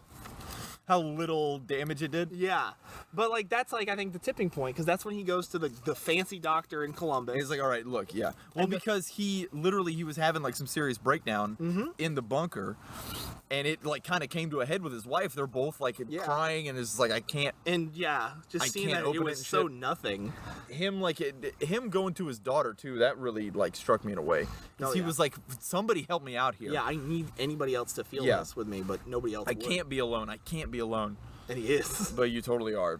And yeah, so then they're like, yeah, you're gonna have to be in a facility like your mom is Yeah. essentially for a couple weeks to like really check you out, like And he's serious work. And he's not against it. He's not against just it. like, It hurts whatever him we- though deeply. Oh yeah, you Yeah. can tell. Yeah, and then they're like, well, we were gonna take a vacation. He's like, you should. The doc's like, you should take that. Yeah, like, because they usually go beach down trip. to Myrtle Beach, which I looked up. It's in South Carolina, which I probably should have known already, but I didn't. But yeah, they're like, yeah, take that vacation, and then when you're done, we'll see how to proceed You're still forward. gonna need more time. Yeah. But this is a good idea. You need to get away from the storm shelter. Yeah. You need to get away from that bunker. And they go to the beach. It's very nice. building pretty sandcastles, happy. Pretty Yeah. happy. And then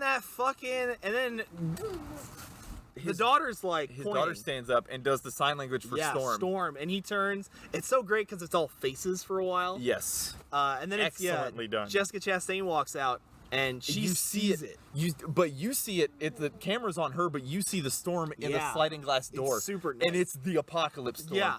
And she's just kind of like trying to compute it. Yeah. It's like, man, that does look gnarly. And when she walks out and like the water has receded like hundreds of feet Yeah. out, there's that great where she looks at him and he's like he nods and she nods. Well, it's not even like a nod where he's Yeah. like he's holding his daughter. Yeah. And he's looking back at his wife and it's just like, is this real? Yeah. Yeah, That's what I was saying. he's- He nods for approval. He's got this face. Yeah, it's not a nod like, see, I told you. Yeah. It's a nod like, do it's you like, see? is this? And she's like, yeah. And then he just like, okay, Yeah, that is the final line of the movie. Yeah. The final word where she kind of... Let's go. Yeah, we have to go. Some drops land on her hand, and it's the oil drops. And she's Yeah. just kind of like, okay. Well, because he comes up and he's like, gotta go. We gotta go. And she's like, okay. Okay.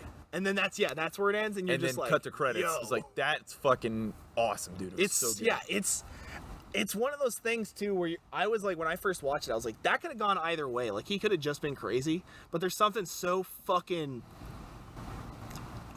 weirdly biblically epic about that catharsis of like, It's dude, it's real. vindicating. Yeah, it's real, vindicating dude. because you spend this whole roller coaster ride with Michael Shannon going like, and you think as the audience you're like, Yeah. you're probably just 'Cause crazy. It man. holds its cards so fucking Yeah. long. You can still speculate on it too. How much of his dream was literal? How much of it was like, a warning, Yeah, like a warning. like a parable warning.